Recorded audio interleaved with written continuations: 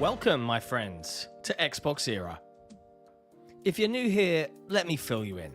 XboxEra is a platform for the Xbox community with best-in-class forums, a kick-ass Discord server, and of course, XboxEra.com, your destination for the best news, reviews, and features, all focused on your favourite platform, Xbox.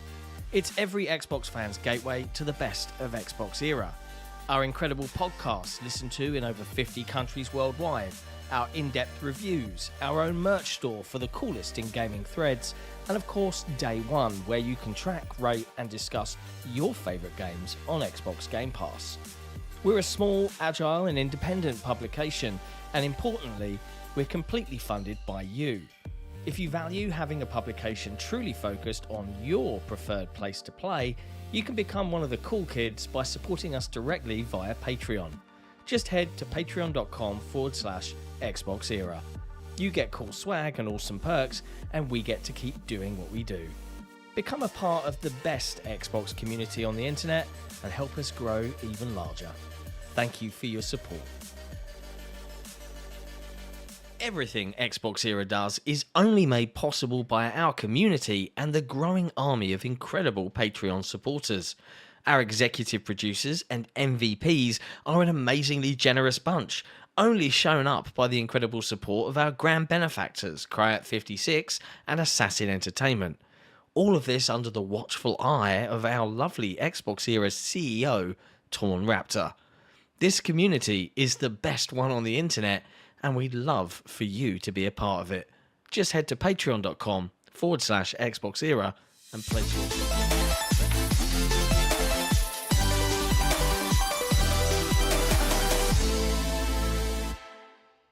Hello, friends, and welcome. Oh God, it feels good to say this, to episode 250 of the XboxEra Podcast. I'm Siki Mechanico, and I'm joined, as per usual, by Special Nick. What's going on? No, sorry, not good enough. More energy, please. Oh my God, Round I can't. two. No? I can't. Is it amusing that it's our 250 episode and you and I are both absolutely battered? Rat shit. Absolute rat shit. Don't move. From Vegas like midday-ish today or whatever. There we go. From the airport. You were up all night celebrating your missus's 40th? Yes, it was my wife's 40th birthday last night. And it's okay though. Jesse's here. He's full of beans. I didn't get to sleep till 2 a.m. I'm very sorry. I'm very focused on moving these hats with you. The sleepy hats. Yeah, you both got them. Yep. Okay, Hello everyone to the sleepiest celebratory episode of the XboxEra Podcast ever. Nah, I'm bringing the energies. I've had some caffeine. I'll be all right. I'll get there eventually. My wife will eventually wake up and bring you hopefully not hungover, and she'll bring me a large coffee. Hopefully, man, I'm fully predicting at some point in the show that the crash will come and like it will flick back, and I'll just be like this. The people who hate me talking. I'm sorry, it's probably going to have to carry this one a bit because I'm wide awake. Yeah. Sorry, it's the Jesse show today. It is lovely to see everybody in the chat. An excited community, which is always nice because, yes, later on in this episode, we'll be airing our pre-recorded interview with the CEO of Microsoft Gaming. It is pre-recorded, so please stop asking on Twitter if we can ask him a certain question. I saw one tweet that was like, ask him if all those games from the State of Play yesterday are coming to Xbox. I'm like, just to prove it to people. This. Look, there it is. It's right there. If I press play, it starts. That's what you're going to get to see a little later in the show. Yeah, that's how we're going to do it. All right, and we'll just disappear and let you guys enjoy. You get over 36 minutes straight of us talking with Phil. Yeah, gives me a chance to get a nap in. Yeah, you'll come back and me and Nick will just be fine asleep. It is funny though. You mention it, Nick, like the ask him the hard questions.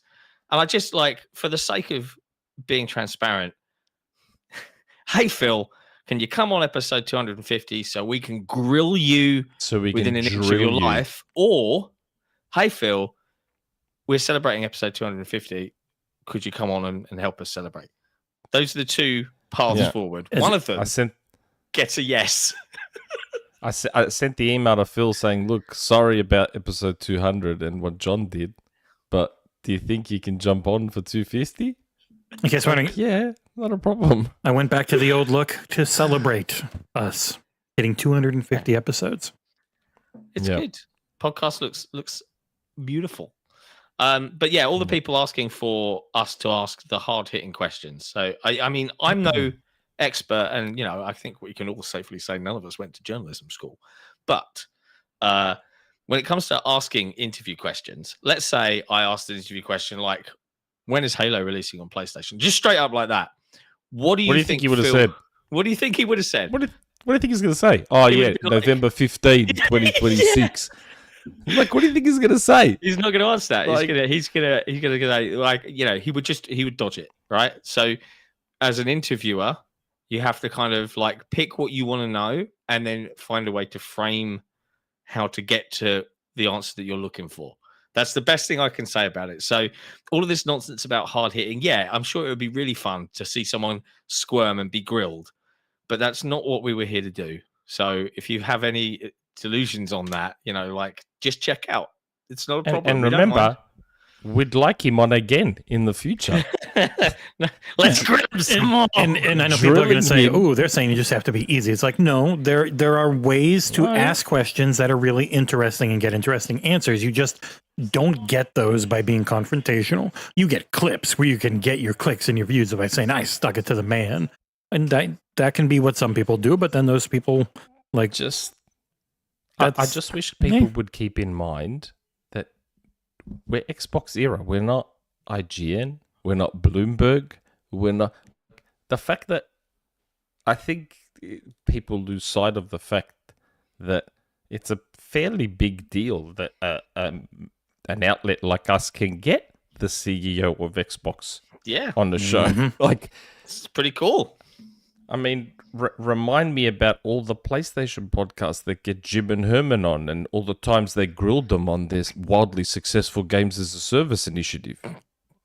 Anyone? Do you really want women to be treated like dogs, Jim? Whoa, I never. Anyway, just set expectations. The day will come when we have the trust and when we have earned. And Phil's in the chair from A Clockwork Orange, and his eyes are held open, and he must answer all the hard questions.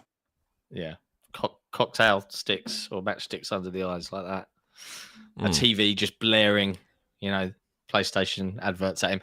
Anyway, so in terms of the show format, just to set expectations for you folks sitting here going, well, when are you going to play the interview?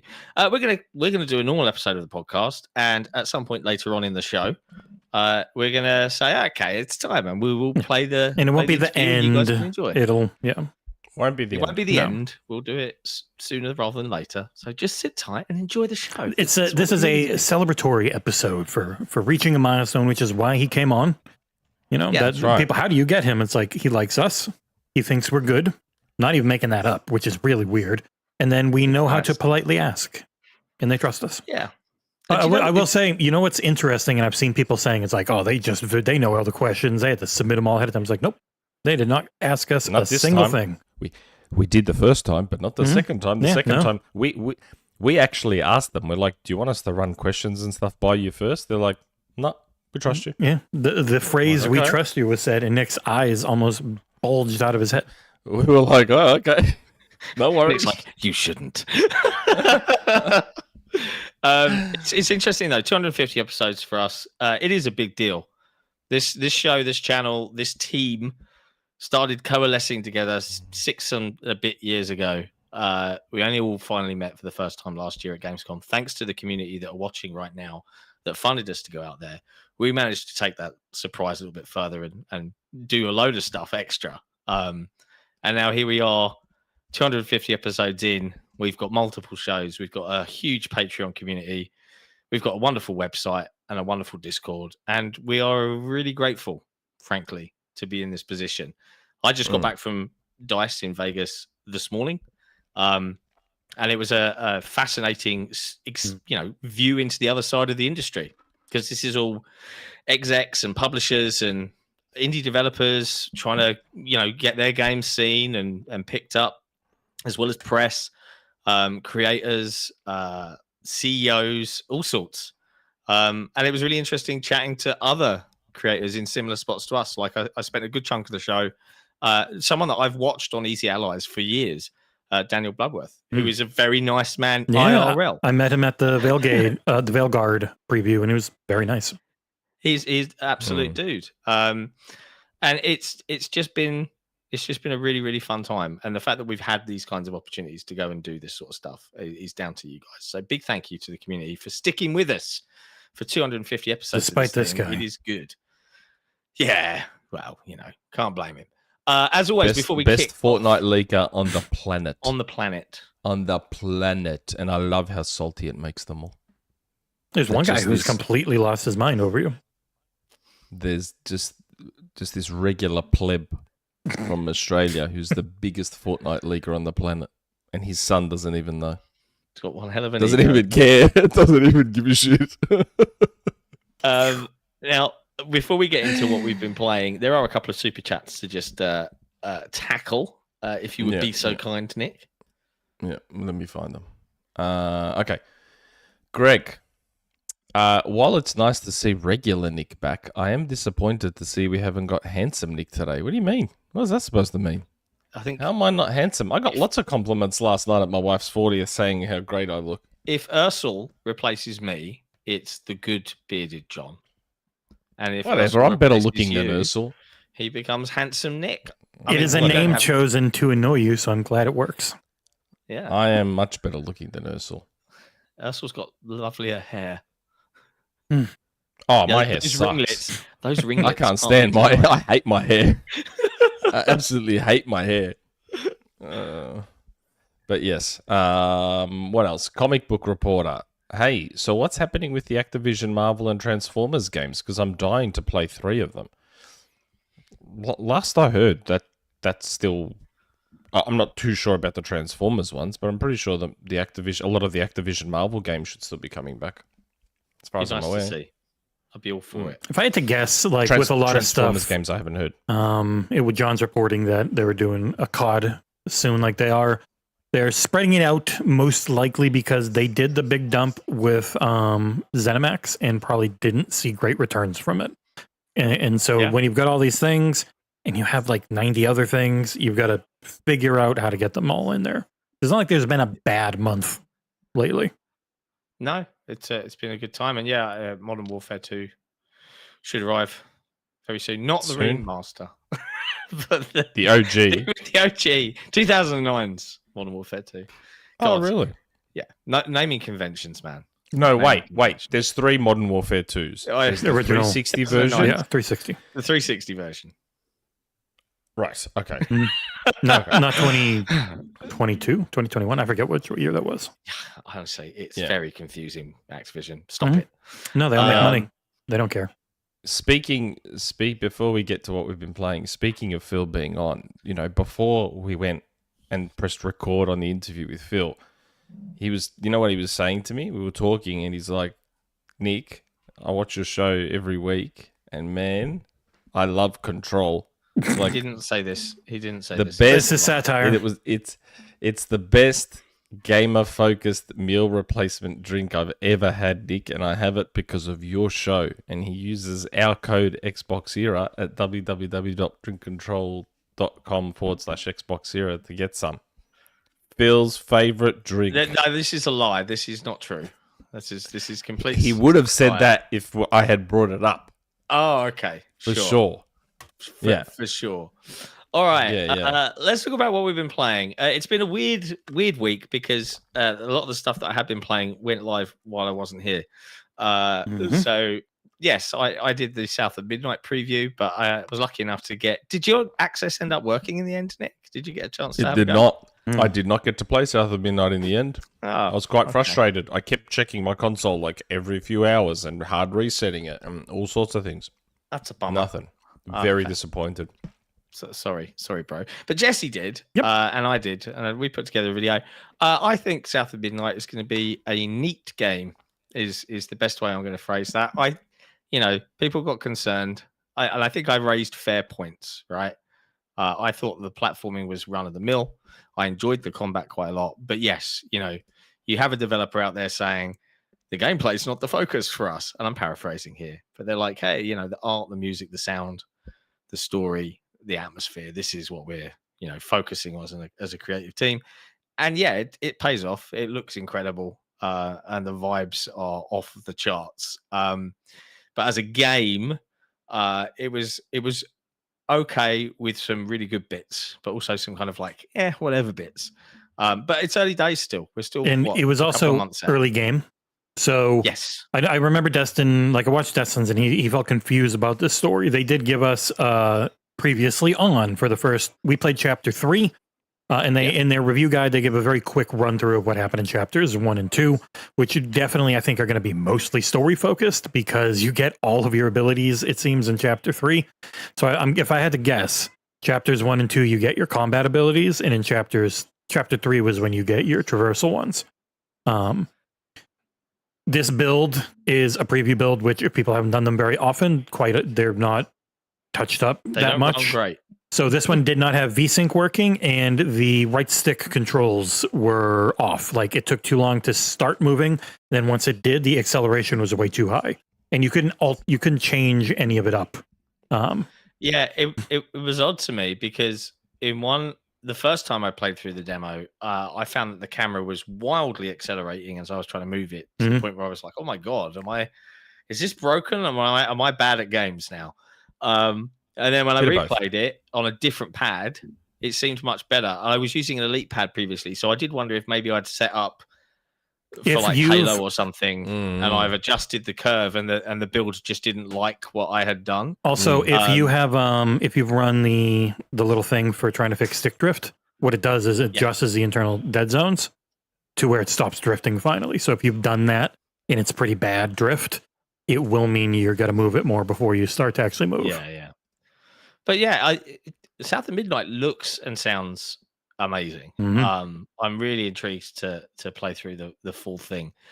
It gets surprisingly dark. Like you see the memories as you're going through to kind of figure out what caused the pain in the area. In this particular segment, it is a tale of two brothers, and one of the brothers has some form of learning disability, and the other brother gets so fed up with having to look after him that he locks his brother in a tree and leaves him there to die. Yeah. I mean, this was dark as hell. And then what blew my mind and had me grinning ear to ear, even considering the kind of the subject matter, was you learn through this story, and then as you're playing the final section of this like platforming meets challenge to get to the top of this man tree that is the pain of where this guy Benji had been locked up. It starts playing like this southern ballad, telling the story of like how he was locked in the tree, all from the brother that did the deed's perspective. And it was just like, this is so neat.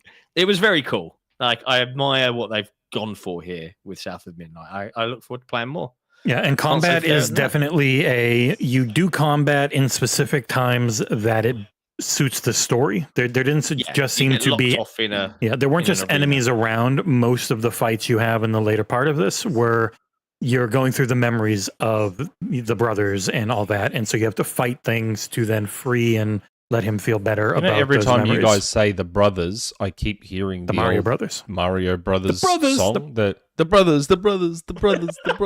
Every time you guys say it, I keeps repeating in my head. I call them the Peach Brothers because it's a peach tree that he is enveloped by. Yeah, it's. I have to say the game is really pretty, and I think it is still Unreal Engine 4 because it's the type of thing where it transitioning late into 5. I don't think would have changed this because it's not open world at all. It's a very directed linear levels where you can go back and forth at points in this, but I've thought the combat was good. You get your ass kicked if you get hit, so it is really focused on not getting hit. You only get one heal, which is that green orb you see floating around. Pretty much whenever it's yellow, get away. When the little arrows pointing at you turn red, get away. Other than that, go to town. It's very responsive. Like I think it's enjoyable. Like it's not, again, the combat isn't doing anything like remarkable, but it is like you can get stuck in, and if you're not careful, you can get your ass kicked. Yeah, it's definitely one they're going for. The remarkable aspects are the storytelling and the feel, the vibes of everything were amazing. Like, just I really like that part of it. Yep, I'm looking forward to it. April, not far away. So yeah, if you haven't checked out our preview yet, you can view it on XboxEra.com or obviously watch the video on our YouTube channel. It's available there for your enjoyment. That's pretty much all I got a chance to play. I started replaying Ori and the Will of the Wisps on my ROG Ally on the plane. And I was amazed at how much the ROG Ally did not tank the battery. Like, I ran it down at 720p, still looked great, 60 FPS. After an hour and a half of playing, on a screen that small, 720 is all you need. And it looks great. Still sitting at like 80% after an hour and a half. I was like, this could keep going for ages. So I was delighted. That's good. We have a little shout out from YouTube member Joaquin Branch. Yes, Joaquin Branch. Nick, feels good to have your Fortnite leaks vindicated, eh? What's next for them? Lol, more DC stuff? You're used to your Fortnite links. Or leaks. I'm still waiting, I think, on Robin.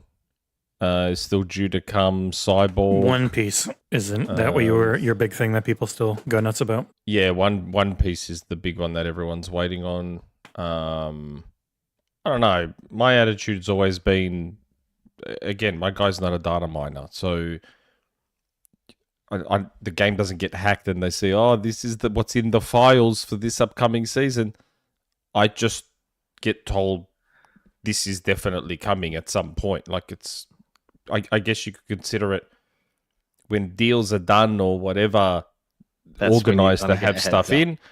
The TMNT, I wasn't leaking TMNT. I was leaking that a Paramount deal was done. Part of that was TMNT. We also ended up getting Transformers. We also ended up getting other stuff that's Paramount IP. So it's not data mining stuff. I just wish a lot of the kids would understand that. But yeah, I just bought Iron Man for the third time. Of course you did. I've got 3 Iron Man periods now in Fortnite. This latest one is so good though.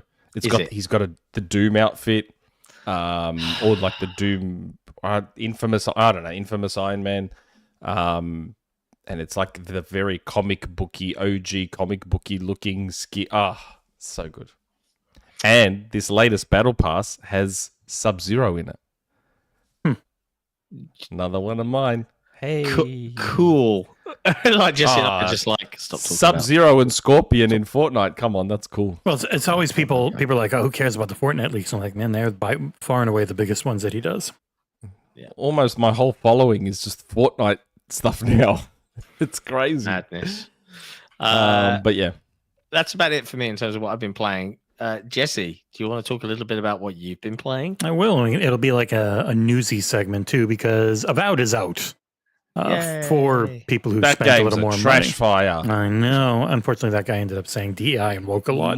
So he's gone. Woke slop from Microsoft. Avowed is really goddamn good. I ended up giving it an 8.8. I got a really long, if you look at this video, it is 23 minutes and 23 seconds long because I like Michael Jordan, I guess. Review, yeah, it was like almost 4,000 words. I saw Josh Sawyer randomly. In the DICE registration area, and I just went, Josh, like that, and he was like, he stopped, and I was like, congrats on the Avowed launch, and I had your review open on my phone. Maybe he glanced at it, maybe he went and read it afterwards, but I said our reviews suggest he really liked it, so congratulations on the And then our art guy pre-drag just went to absolute town on it with the best looking review I think we've had. I mean, it's better than Indie. Yeah, no, this Avowed one, he went crazy on. It is so good looking. I cannot, outside of all the ads that kind of mess it up a bit, it's really pretty.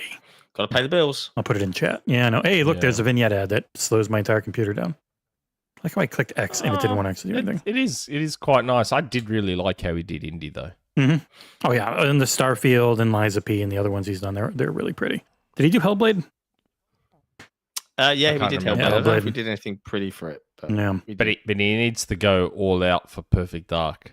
The thing is always, it's down to time. Like Indiana Jones, he managed to put together in like 2 days. Yeah, if it's me doing it, I give him a week. If it's anyone else, I give him a day. Yeah. But yes, I'll do it for Capcom Fighting Collection too. No. But so Avowed, Avowed is to Skyrim what The Outer Worlds was to Fallout. It's not a clockwork simulation heavy game. It is a direct forward Obsidian writing, which I think is fantastic in the game. I have seen some other people saying they don't like the writing. Always a subjective thing. The biggest difference I would say this has over if you want that Skyrim itch, it's not going to do the simulation stuff that people like in Skyrim, but its combat is almost infinitely better. Like, it is legitimately fantastic combat. My main issue with the game was based around some gear stuff. Nothing too major, just more, it's a little tough on trying to, it wants you to experiment. You can reset all your stats and your abilities at any point for some money, but actually having the gear for all of that stuff can be hard because enemies don't respawn, and there's essentially like a finite amount of resources throughout the game, which took me just around 50 hours to do one playthrough in. I hopped back in and did way different choices early on, and everything changed. So seeing other people try and say it gives you the illusion of choice felt like bullshit, because things really changed quite a bit. I've seen some bizarre criticism in that, people don't arrest you or beat you up if you do things. But it's my understanding, and keep me honest here, in the game, you're the envoy of the freaking king, and you can pretty much do what the heck you like. Is that the gist? Am I getting that right? Yeah, you come with a royal decree saying, don't mess with this person. They get what they want. Wow. Yeah, you are his envoy from the Adirian Empire, and a big part of it is you're coming to the Living Lands, which is a place, if you've ever played Pillars of Eternity 1 and 2, you'll have more idea of things, but they do a pretty damn good job, because I hadn't played those in a long time. They reintroduce you to all the concepts, and at any time during conversation, you can press a button, and key figures and things pop up and tell you exactly what they are if you're feeling confused. So you are a godlike, which is a character who in their conception phase was touched by one of the gods of this area. The whole thing about the Pillars universe is that souls and gods are real, and souls are this real tangible thing. Like in Pillars 1 and 2, you were a watcher, and they can look into your soul and see all your past lives. In this one, you are a godkin, which means you've been touched by a god. The difference here is, unlike all the other ones, you have no idea what god did it. They've never actually spoken to you. And so you are... interesting. For that weird reason, the king seems to really like you. And he takes you in as an orphan. And then you do your regular old character customization stuff. You do your background. Nothing super in-depth, nothing crazy new. Just really good writing with a mix of solid RPG systems and phenomenal combat. It's hard to get too into all of it without doing any spoilers, because I think a lot of people are just going to want to play this when it hits Game Pass on the 18th. If you haven't already done the premium edition upgrade, just probably their weakest one. It gives you some outfits for your team and art book and the soundtrack. There's no additional actual game content, and it's still like $20, which is a bit much. Like the South of Midnight one's $10. Cheeky Microsoft. Yeah, South of Midnight one's $10, gives you the same early access and stuff. Like, I don't know, whatever. Yeah. But I think the game's fantastic. It's reviewed fine overall. The big difference on this one, when people look at aggregate sites, is if you look at Final Fantasy VII Rebirth, it has 52 perfect scores. This has 1 or 2. So that's why it's an 81 instead of in the high 80s. Like you can go to Starfield. Starfield's got 30 perfect, 5 out of 5, 10 out of 10, 100 out of 100, whatever it ends up being. So quite often people will say it can't hit 90, and it's like, yeah, most games can't hit 90 anymore because they just do not get nearly as many perfect scores as a very select handful. But on the whole, this has been well reviewed, and it's just going to be on Game Pass. And if it looks interesting, I would highly advise giving it a shot, because I thought it was excellent. To admit, considering when I first saw the game and everyone thought the combat looked kind of it looks really, really interesting. It's super satisfying. It looks improved. There's still moments where I watch the combat and there's something just odd about it. Well, I think first-person combat with melee weapons is always odd to a degree. Why? I reckon Indie nailed it. Nah, yeah, but that was as odd as fuck. Indie's just janky slapstick, and it's fun. Yeah, it was not great. Like, it was fun, I thought it was. but it wasn't like epic. Well, Indie's very funny because of the. I'm talking about the feel. Yeah. I'm talking about the feel of it. Mate, you could button mash your way through indie combat a huge amount, like if you wanted to. I think we have very different ideas on what makes a good feeling game. Indie's mate, combat, I thought a 9. I think it's a great game. For person combat, I thought Indie was great. I think Indie's great. I'm just saying that this looks surprisingly more depth to the combat than, and I haven't played it. Bear that in mind. I'm talking about the feel. I'm talking about the feel. I can't talk about the feel yet. I haven't played it. And that's what I'm saying. I'm saying it looks like there's just something a bit odd about it. I thought you were talking about the feel. That's right. It looks like it's going to feel odd. I know, because there are certain tells. There are certain tells with that sort of stuff where you can sort of see that there's something off. Yeah, I'll give it. It does look improved, though. Yeah. From everyone I've talked to, I talked to Grub a lot before this came out, and it's like, yeah, the combat is amazing overall. Like, the game's super fast. No matter what, you don't use stamina to run. You don't use stamina to jump. You only use it for attacking, and blocking, and parrying and stuff. If you've unlocked that in the fighter tree, but like you can run and you can jump, and no matter what you're wearing, you're always at least base speed, unless you get hit like with a debuff from ice. So while there is an encumbrance system, it's also made a lot easier because you can just hold X on anything at any time in your inventory and send it to your camp, no matter where you are.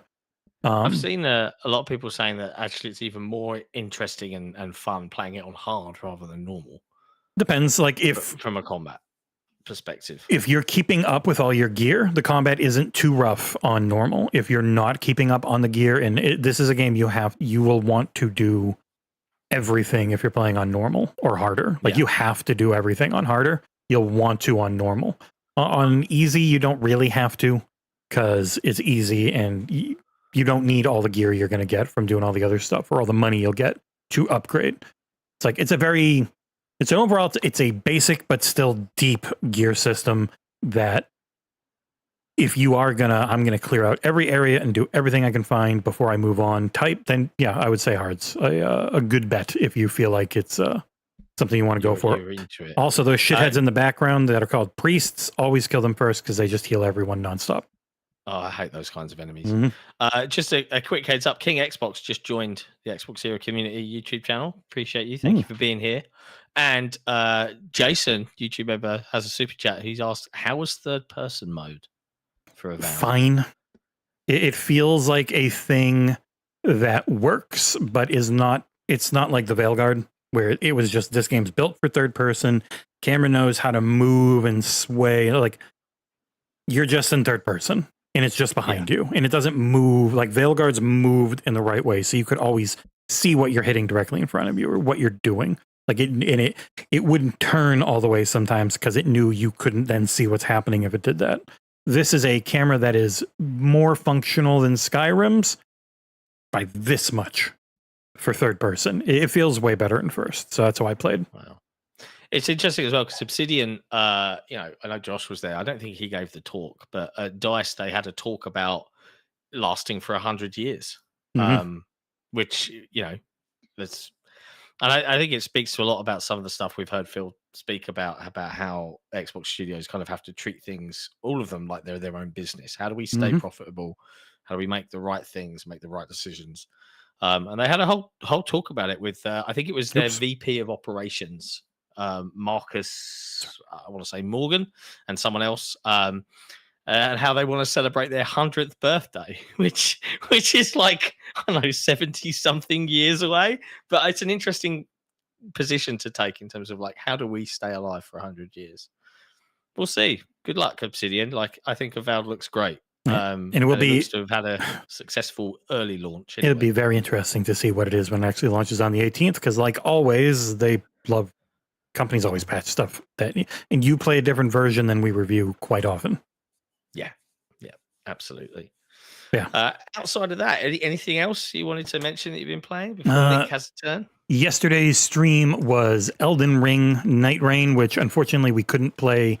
You can't play as a group right now, even though it's I think they just want the matchmaking tested, not playing together as a group. So did a stream last night. Really fun. It's longevity. No idea what it's going to end up being. They've got a lot of stuff they can pull from. So they've got different maps they can pull from if they want to put new biomes in. They've got ridiculous amounts of different enemy types they can pull in. So if it's going to be an actual live service game with just a ton of content, I could see it as something I'd really enjoy, as long as it has some form of decent overall progression. Because you've got one currency right now and like one type of thing that you earn each run. So as long as that system's engaging, like the run-to-run stuff was fantastic, and it plays amazingly well. Like, it is super quick. It is 10 times faster than Elden Ring itself is. It's really weird, and it was weird getting used to it because they've never made something like this before. Call me cynical on that. But is this a studio being very clever in terms of what it's doing, its resources? So I saw some criticism that they've pulled in bosses from Dark Souls games. Why are these in here? This is Elden Ring. And it's like, because it's fun, but also variety of content, but also we get to make money from selling this, and people that like Elden Ring will buy it. Yeah.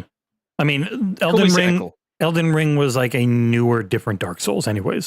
They just fit. All that stuff fits. It was a new take on something they had already done like 5 times-ish with Demon Souls, and Bloodborne being different in its own way. Faster again, but still, it felt like a Souls game in a lot of ways.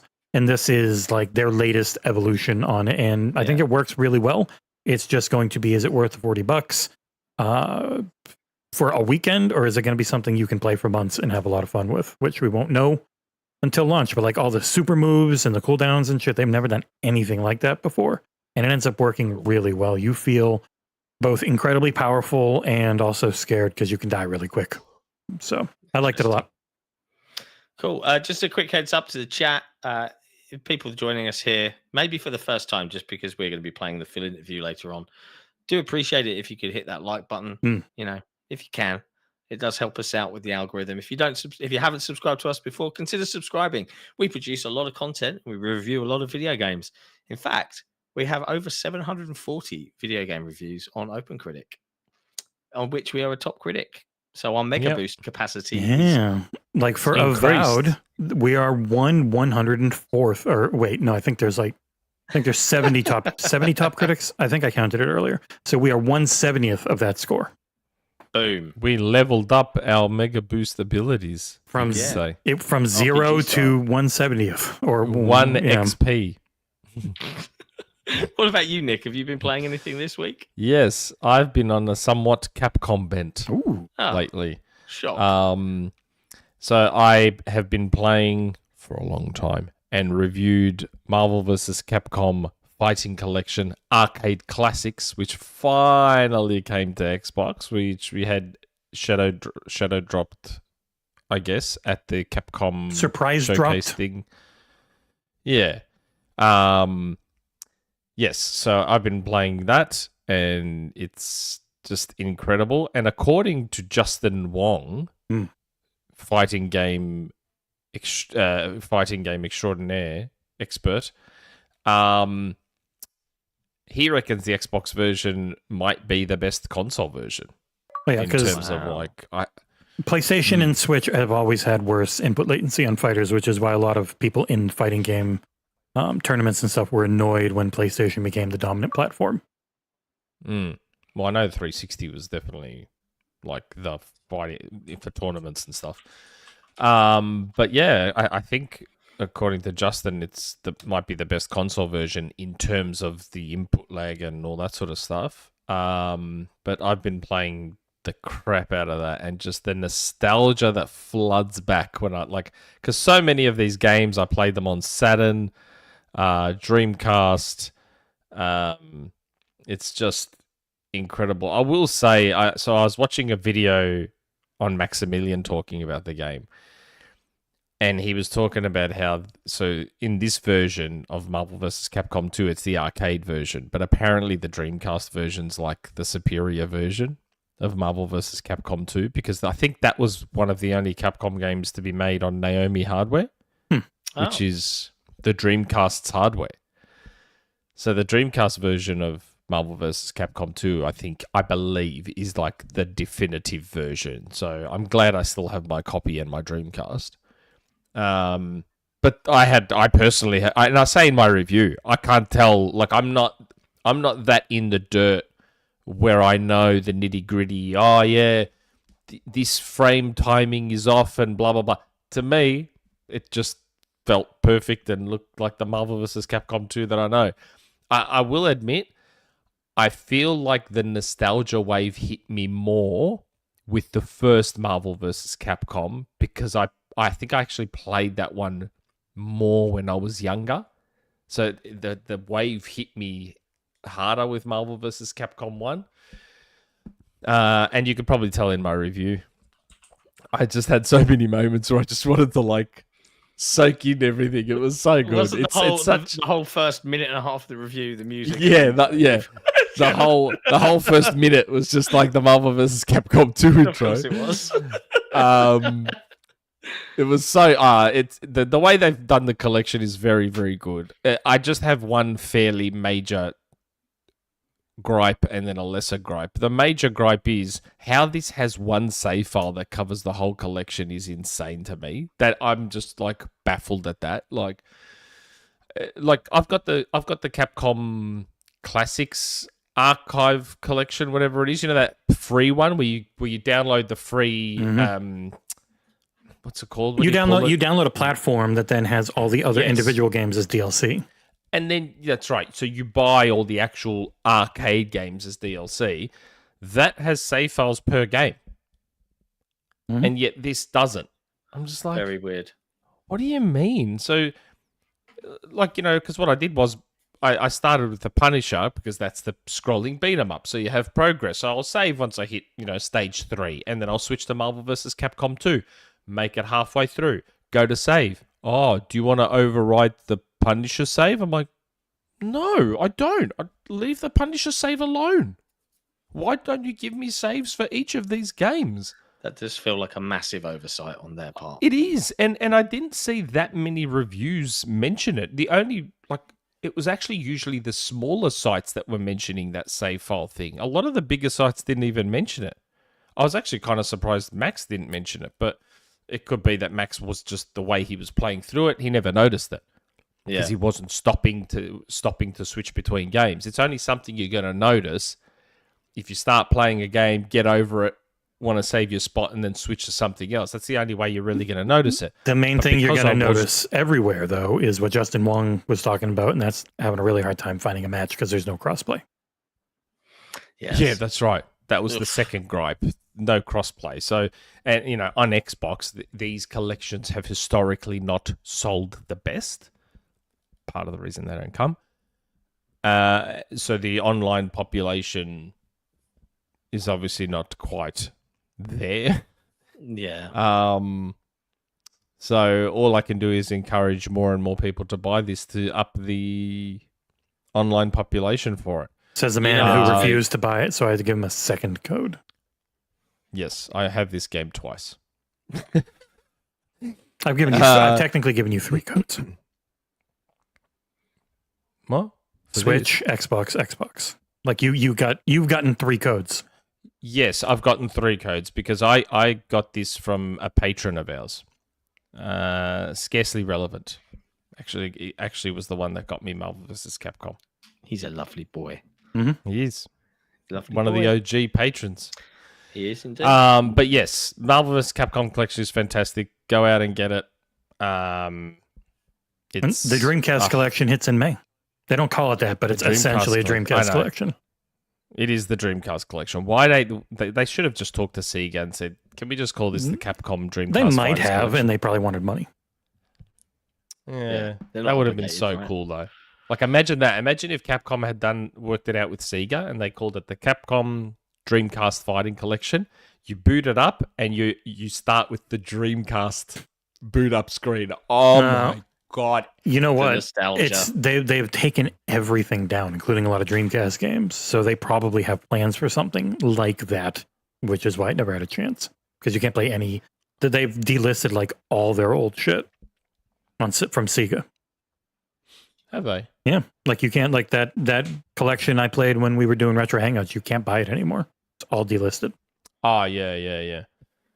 Maybe for the Switch too, part of NSO, and then you boot it up on NSO, and it was a rumor mill. You laugh. It was a rumor mill where I was given information that led me to believe Dreamcast games will come to NSO. Mm-hmm. Can you imagine? And you boot it up, and they do that Dreamcast boot up screen on Switch. You'd be a very happy boy. If they had managed that with the Capcom Fighting Collection 2 that's coming, people would have bought it just to have the Dreamcast boot up screen, I reckon. Yeah. Don't worry about the games. I just want the Dreamcast boot up screen. The other Capcom game I've been playing, also thanks to Scarcely Relevant, Dead Rising Deluxe edition Remaster. Yeah. DRDR. So yeah, I've been playing a bit of Dead Rising 1 again. Man, it's been so long since I played Dead Rising. There's just a lot of stuff you forget. Like, you get put in the mall, and straight away, people start dying. You're like, oh no, I can't. And I remember getting annoyed with the game originally because I couldn't rescue people. Because I had this OCD thing where I didn't want anyone to die, and people just started dying straight away. And I'm like, oh man, how do I rescue these people? But yeah, Dead Rising Deluxe Remaster. Again, it's been so long since I've played the first game, so I wouldn't be able to tell you, oh, there's these major differences like this, that, the other. To me, it just seems like a really nice looking version of Dead Rising. Yeah. The best thing about it is having the goddamn durability bars on stuff now. It's so much better to know when something's going to break. Yes. And see, I don't remember that not being there originally. Mm-hmm. I feel like I'm finding save points slightly easier. Mm-hmm. Like, I remember the save points being a real bugbear for me originally. But I feel like I'm finding them more. So I'm assuming there's little quality of life things like icons letting you know where they are and stuff. But yeah, the game is fun. Still feels cool. It's funny, just picking up any random thing and using it as a weapon. I've been enjoying it. The timer thing will never not bother me, but yeah, I don't like feeling rushed. I just like to do things at my own pace. Yeah, I'm the same. I don't like being told you have to do this in X amount of time or you miss it. That's right. Panic.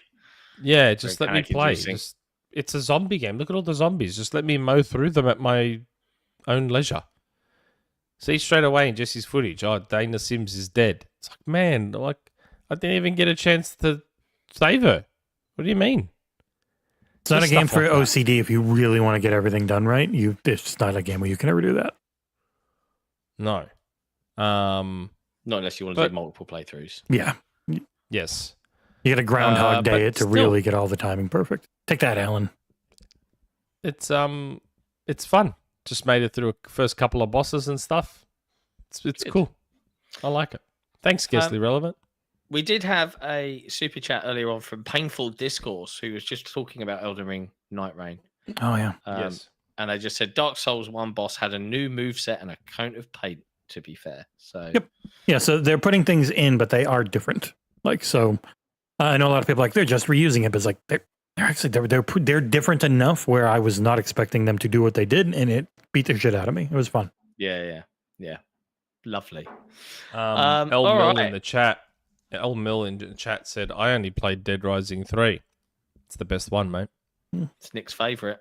Dead Rising 3 is the best one. You've played the best one. Don't play any of the others now because you'll be let down. Disappointed. 4 would have been fun if they had kept the co-op, and it's ridiculous that they took it out because it was one of the best things they put into 2 and 3. Yeah, co-op. I think 2 had it. 3 is so good. If they could find a way, I wish 3 got the FPS and res boost. It's all right on PC. I really wish it did. It deserved to be 60. Like that Dead Rising 3 was so fun. They had It was such a so good fun. launch lineup in the first 2 years, but then it was just down the drain. That history will look back on the Xbox One launch lineup or the Xbox One first year as one of the best first year libraries you'll ever see on a console. Seriously. Rise, Killer Instinct, Dead Rising 3, a COD, a Battlefield, Titanfall, Sunset Overdrive. Like, that first year was banging. ridiculous. It was good ridiculous. Now, Amazing. I can see lots of people in the chat. Where's Phil Spencer? We'll wheel him out. Don't worry. I'll ring him up now. He'll pop by. We're just going to do a bit of news first. And the first thing on the docket, because we've talked about Avowed, we've talked about South of Midnight, we've talked about Elden Ring Night Rain. What we haven't talked about is Sony's recent state of play. I watched bits of this whilst having a kind of lunch in a brasserie somewhere in Vegas in a casino. Some interesting stuff shown off here, but it feels like everyone's losing their minds over this one. I like because it. everyone always expects a showcase. It was a solid, okay state of play. Nothing wrong with it. State of play. Yeah. I don't understand. So the state of play is like the Xbox partner preview if it always ended with one Xbox first party game. Like, it's that level. Yeah. I saw a lot of games that I quite liked the look of. Yeah. Oh my God, Shinobi. Oh my God, That looks Shinobi. good. Yeah. That made the whole show for me. I gotta find the tweet from Stein, but like almost everything in that show is multiplat as well, which is good for us. That's fine. Yeah. That's okay. Yeah, no, they're coming to the platform. They count. But people, you know what it is, Nick? It's just people always look at it as like, it's going to be 40 minutes long. And then it opens up with Monster Hunter Wilds and is mostly them fulfilling third-party contractual things. Yeah. This state of play was very Japanese publisher focused. Capcom, Konami, Sega, Namco. Like, that was very heavy on those guys. But I don't know what... Like, I saw a lot of argument on Twitter about comparing the state of play to the developer direct. And I'm like, why are you comparing those two things? They're so wildly different in their goals, in their audiences, in their expectations. Why are you comparing those things? People are like, how could you call the developer direct a 10 and then the state of play a 2? It's like, well, setting aside that I don't agree with the 2 for the state of play, the developer direct, Microsoft tells you straight out, here you go, guys. We're going to delve deeper into these 4 games. And they tell you. They tell you what the 4 games are. They do chuck a surprise in, but outside of that, they're very clear. Even if you look at the ID at Xbox show that's coming on the 24th, you already know they've said every publisher that's going to be there and what they're showing, pretty much. Like, it's not... Yeah. They're very different. Like, the partner preview would be the closest thing, except for you don't get the first party game at the end normally. Like, it is just partners. That would be the closest. But Sony has made a very clear delineation, right? So they've said showcase is your big deal. That's your E3 level event. That's your, oh my God, they're either going to show a console or it's going to have a lot of first party stuff, like not just 1 or 2. It's going to have like 6 or 7. Yeah. The state of play, to me, the state of play has always been, hey, here's some updates on some stuff, and here's a few cool indies, and here's maybe a first-party thing or 2. That's what state of play has always been to me. So I don't know what...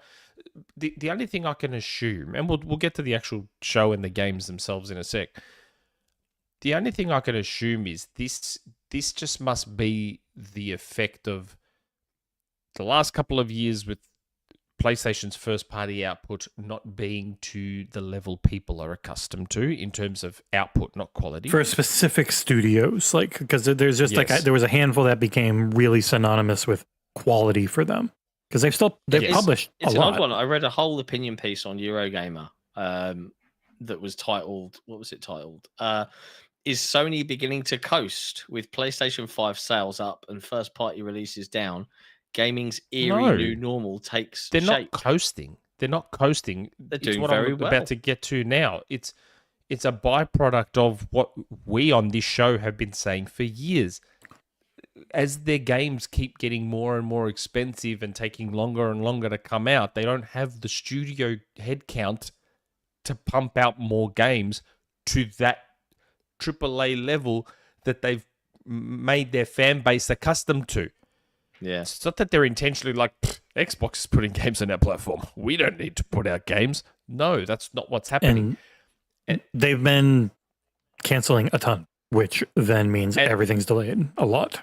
Because of their games, a lot of their games as a service games were getting cancelled. And again, we've said they weren't expecting all of them to come out and hit. That wasn't the point. That's why they were making so many, hoping that a few would make it through. But this is the combination of that. So they haven't been pumping out a ton of games. They haven't had a showcase for, I think, close to 2 years. Their last one was May 2023. You hear I what believe. Grubb said? They're having internal discussions, not sure if they're going to have one this year. My God. Yeah. Because they're not sure if they're going to do a showcase or if they're going to do individual state of plays. Because coming out of this, they're doing Borderlands 4, which is weird because it's not exclusive. They've done third party. They've done Final Fantasy 16 and Rebirth and stuff, but those were exclusive for the platform at the time. So it is weird to do the Borderlands one, but it's big. It's a big get because Borderlands 4 is going to be huge. Right. So they were discussing, do we do multiple individual state of plays for like Death Stranding and Ghost of Yotei and all those things, or do they do big showcase?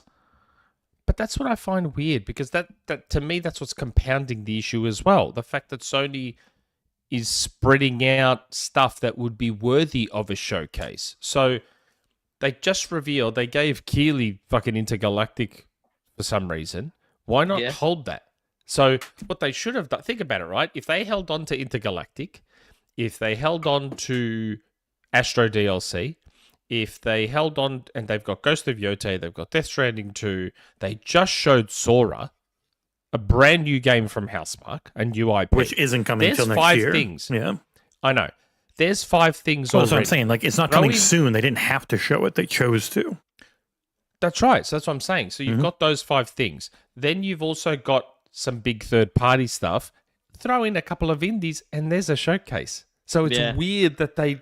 Do you know what I mean? Like, so all of these things are going in the pot and causing the stir that's happening over all this stuff. Me, I watched this State of Play, and I'm like, fuck, that was a good show. Yeah, I thought that was really fun. You mentioned Shinobi. Looks incredible. Oh, my God. Split Fiction, which had a bunch of previews, is coming out next month. It's one I'm hoping I'll be reviewing. I'm really looking forward to getting my hands on that. Metal Eden, like I was sitting around the table when that came on. I was like, "Oh, they're showing Marathon." Like, would anyone else think that was Marathon? Almost everyone thought Metal that. Eden? Yeah, that is the normal way people have felt. It was like, okay, and then it wasn't. Darwin's Paradox looks cool as. That was straight up on the top of my indie. I can't believe that's Konami. I can't believe that's Konami. I was like, indie game? Oh wait, it's Konami. What? Yeah. Well, Konami's been looking for things to publish because I don't think they had that many of their own teams anymore. Yeah, but it looks great, like really good. I was like, and I'll play that. The majority for people as an Xbox podcast who are curious, I think all but 4, maybe 5 are coming to Xbox. Yeah, from what was shown. Yeah, they had Onimusha there. Like they could have packaged a bunch of stuff into a showcase. It is like very, very easily. It is kind of weird with Onimusha because they're using, I believe it's Toshiro Mifune, the famous actor from like Seven Samurai and Yojimbo. That is his face. He's been dead since 1997. That is weird. Oh, wow. Yeah. So they got the right to use his face for this version of the character, which is interesting. I don't have any immediate problem with it, but it could be something people get annoyed at. But yeah, I quite liked the show. I thought it was, as far as state of plays go, it was the second good one in a row. Quite good. Because their last one was pretty good too. Yeah, and they had Sonic. They had Sonic Racing Cross Worlds, whatever it is. It's not an all-star game, but it is going. You are going between Sega properties in those ring level, like those. But you're only playing as Sonic characters. I'll take it. Yeah, it would. It looked. Go. No, I was going to say it is worth saying that while the state of play was good, Jeff Grubb has reported that he's heard Fair Games, which is one of their next big live service extraction shooter things. Another extraction shooter. I feel for that is game. Delayed to 2026. According to Jeff Grubb. What the heck? You know what? If I was them, I'd keep delaying it till they've got it right. I just don't. I feel the same way about Marathon. And, what do I know? I've not played Marathon, right? But I just feel like the appetite for these games is not what you think it is. You are not 5 years ago. Yeah. But what do I know? Let these executives make these decisions, right? Like, but it is what it is. They had, I don't know, man. They had a lot of good stuff. Like I said, Sega came there with the thunder. They had Sonic Racing, they had Shinobi, they had Yakuza there. It was weird to see Yakuza there when Yakuza games have normally been marketed with Xbox. Yeah, but it was more about Dave the Diver, wasn't it? Yeah, yes. It was demo going up and Dave the Diver DLC thing in Dave the Diver, which isn't on Xbox. Yes. Yet, sadly. Good game. Yeah. That was a solid show.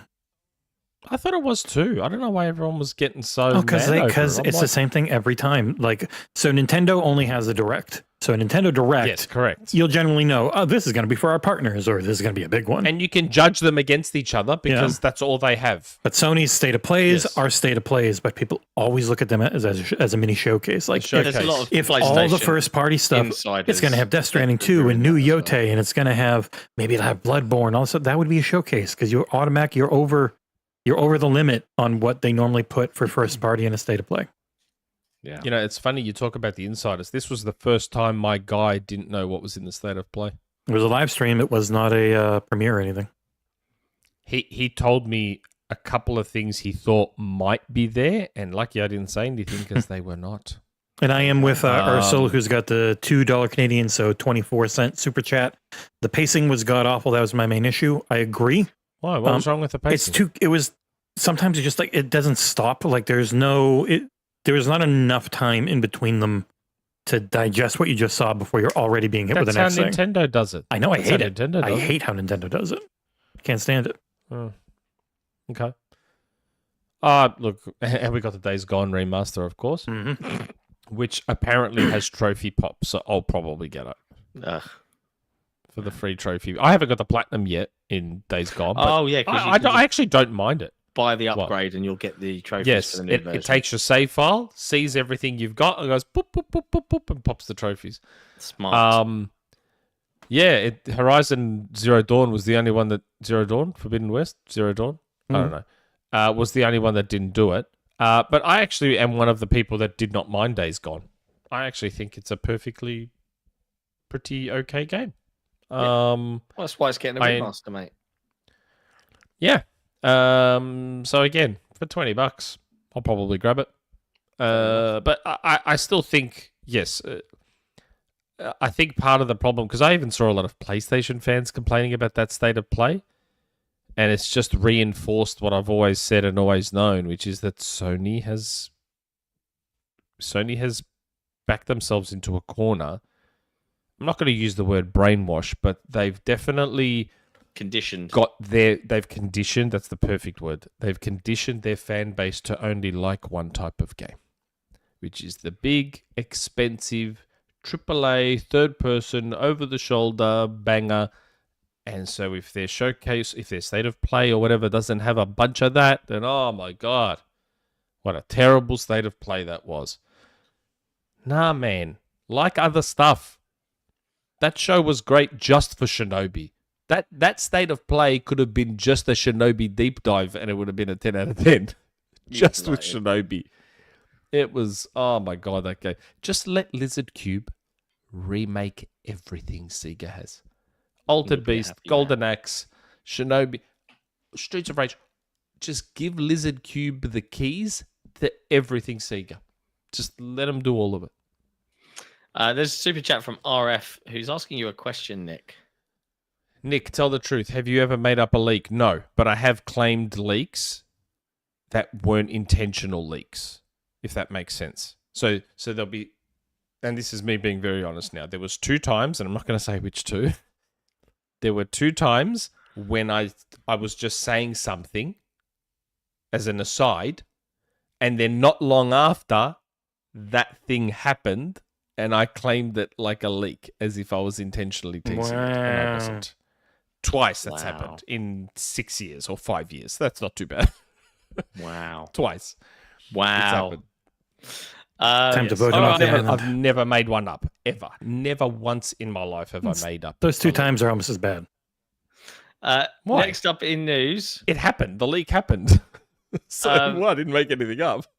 it's not just the industry in a rough spot. It turns out executives are throwing shade at each other because Bobby Kotick jumps on a show and throws some serious shade He over at really EA's former wants people to CEO, like him. John Riccatello, saying that he was so bad, I would have paid to keep him there. Like, that is some shade. The worst CEO in video games. Hold on. We shouldn't have done that. Why? Because we have community questions for the state of play.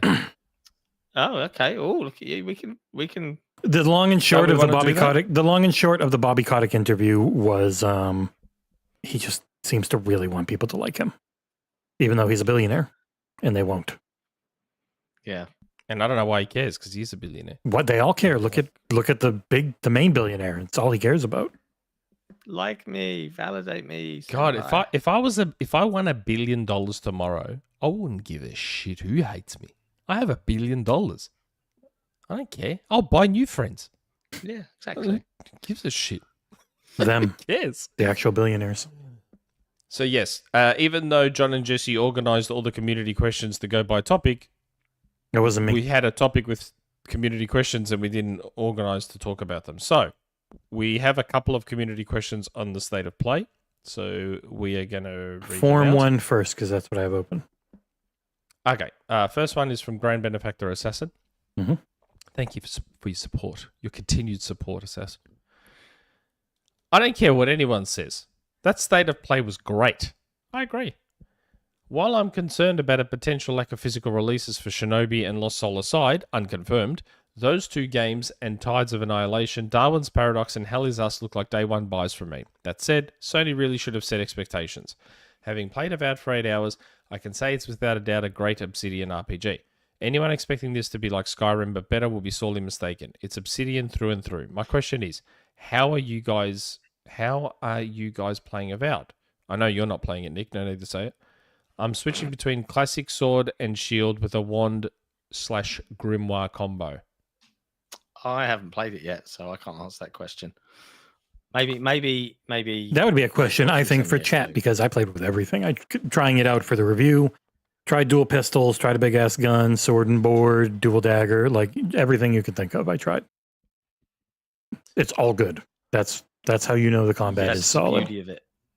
Yeah, we talked. Jesse talked earlier about Avowed, but I agree with you, Assassin. I thought the state of play was really good.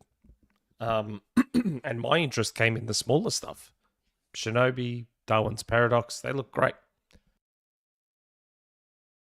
Oh my god, my voice. Next community question. Didact 3. Congrats on getting Phil again with the 250th episode. I thought those days were over, mate. Don't worry, I fixed everything. I smoothed it all over. I've been watching these state of play since forever, and none of them are actually good in making me want to buy a PS5, which is what Sony is trying to do here. Meanwhile, barely no one in the community/media points to any feedback to improve it, and here and there I even see some praise. Are the standards really that different compared to Xbox?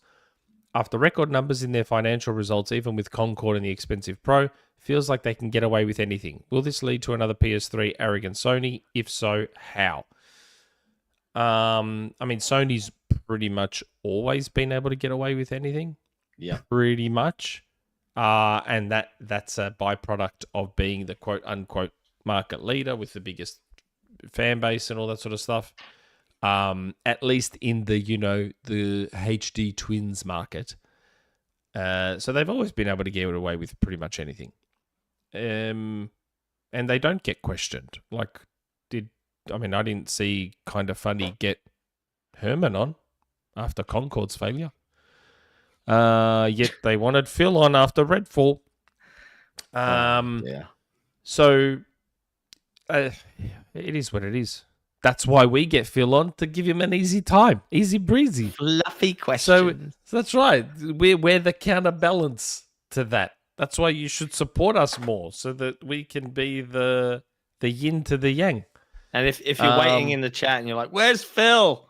Where's Phil?" and you're smashing your cup on the table, "Where's Phil? We've He's coming. it. He's coming. Just sit tight. Any minute now, really." Carry on. It's like one of my made-up leaks. Yeah. We made it up. There was no Phil interview. That was Sorry. AI. That was AI. Can you imagine? Oh dear. Will this lead to another PS3 arrogant Sony? I think that has the potential to happen. With Microsoft going multi-plat, and, the console war is over because Microsoft's waved the white flag, I think the potential is very much there for another PS3 launch moment where Sony thinks their shit don't stink. I don't think they'll fail like the PS3 did at the start as a result because there's no competition. Yeah. But the potential is definitely there for that attitude to return. I think in the long term, just an opinion, Sony are going to find themselves in a very similar position where it's like, great, we're selling loads of hardware. Why aren't these games selling in the way that we want them to? We keep spending all these money on these games. How do we combat It's always been that way, though. It's always been that way. That's what's so weird about it. Like the PS4. But the cost of those games keeps going up. And I don't think Sony quite yet has realized, like we've seen from Microsoft over the last year and a half, like, okay, this game is only 8 hours long and it's $40 or $50 or, they have varied out and they've split off teams to go and do little things, right? Because that's where you might get your next great idea from. And obviously all of that feeds into Game Pass, but I don't think we've yet to see that kind of thinking from Sony yet. And the video game market is mature, and it hasn't been that before. Like it was still always going up user base and money making wise, and people are like, seems to have hit a little bit of a plateau with the old system, which is why like Sony has competition. They've got competition in TikTok and Twitch and all these other things that try to get people's attention.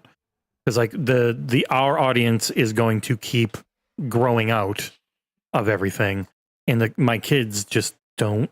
They're not looking to spend a bunch of money on one system and then buy everything there. If they're going to do that, it's going to be PC because that's what they're used to watching people play stuff on and mod it up and do all this different stuff. So the competition hasn't gone away. It's just different in a way that is way harder to just put your hands around and understand.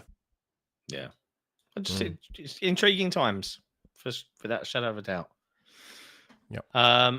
Okay. But I thought that was a good show. Overall, my conclusion is that was a good state of play, and I wish agree with you. I wish people would expand their horizons a little bit and enjoy a wider variety of games. Yeah. Not everything has to be a big, expensive AAA game. Not everything has to be a big, expensive AAA game. You'd be shocked how much enjoyment you can get from smaller games. I've got friends who are normally all about the AAA, tried Prince of Persia, and they were like, holy shit, this game. I'm like, yeah, slaps. Bro. Prince of Persia, man. Game of the year. Next up in a couple of news pieces, before we jump to the Phil Spencer interview. This one's an interesting one. Reported on VGC. I don't think the interview was with VGC. No, I think it was Stephen Totillo on a cross-country flight. Yeah, it was with Totillo as part of Game File, which is excellent, by the way. Mm-hmm. And I think he was at DICE. I think I saw him wandering around. He interviewed Saber CEO and co-founder Matthew Karch as part of Game File. And one of the bits that's pulled out of it that VGC reported on here was when they were asked to pitch to Microsoft for the chance to remaster the original Halo game. They pitched it as, we'll do it for free. Because it's Halo. Do you reckon they did it for free? No. Microsoft said you have to put a number on it. So the full quote is, according to Karch, the Xbox executives were shocked, but he believed it was the right thing to do for Saber's reputation. I said I'd do it for free because it's Halo. It's the biggest franchise in the world at the time. I said it's like putting a Harvard diploma on your wall. Everyone in the world is going to want to work with me after they see that I worked on the last Halo game, and it's going to open up doors, so I'll suck it up and I'll do it at a loss. And Xbox said, no, you have to propose some sort of number. He proposed a measly $4 million. right? Wow. Bearing in mind that like some indie games you have played have cost that, right? And he did so assuming no other studio would be able to make it such a low bid, mainly because his studio's original location of St. Petersburg, Russia, was a very cheap location to work from. And Saber got the job. Microsoft applied certain clauses to the contract which reduced his royalty to 0. Oh. But they did fix that when Halo Master Chief Collection was being worked on and they wanted him to work on 2. He said, sure, if you fix the things that messed up the royalties. And they said, okay. And in his words, it says they were very nice. And that gave them tens of millions, which gave them financial security to stay independent for a while. Oh, wow. Which they didn't because they then went with Embracer, who they then had to buy their independence from. Mental. I have to say, though, like I didn't like Saber's work on the original Halo remaster. Like, really? I did. Halo I like a lot, right? And I feel like they looked at what the art was and completely just changed entire vibes of levels, like made them bright and like just didn't get it. You know, I read that complaint a lot about a lot of remakes. But Halo 2, when they did that, nailed it. I thought that they did a fantastic job. So, you know, they did bring it back, and I got them back on board. I was like, yeah, you know what? You guys have really done a good job in Halo 2. But when I heard they were initially doing it again for Halo 2, I was like, oh no, because I did not like Halo Combat Anniversary, because I just thought that they ruined and they lost a lot of the vibes of each level with some of the updates that they did. I thought it was really good. I liked it. Yeah, I can't play the original. To me, Saber's a studio that would have been worth acquiring from Microsoft.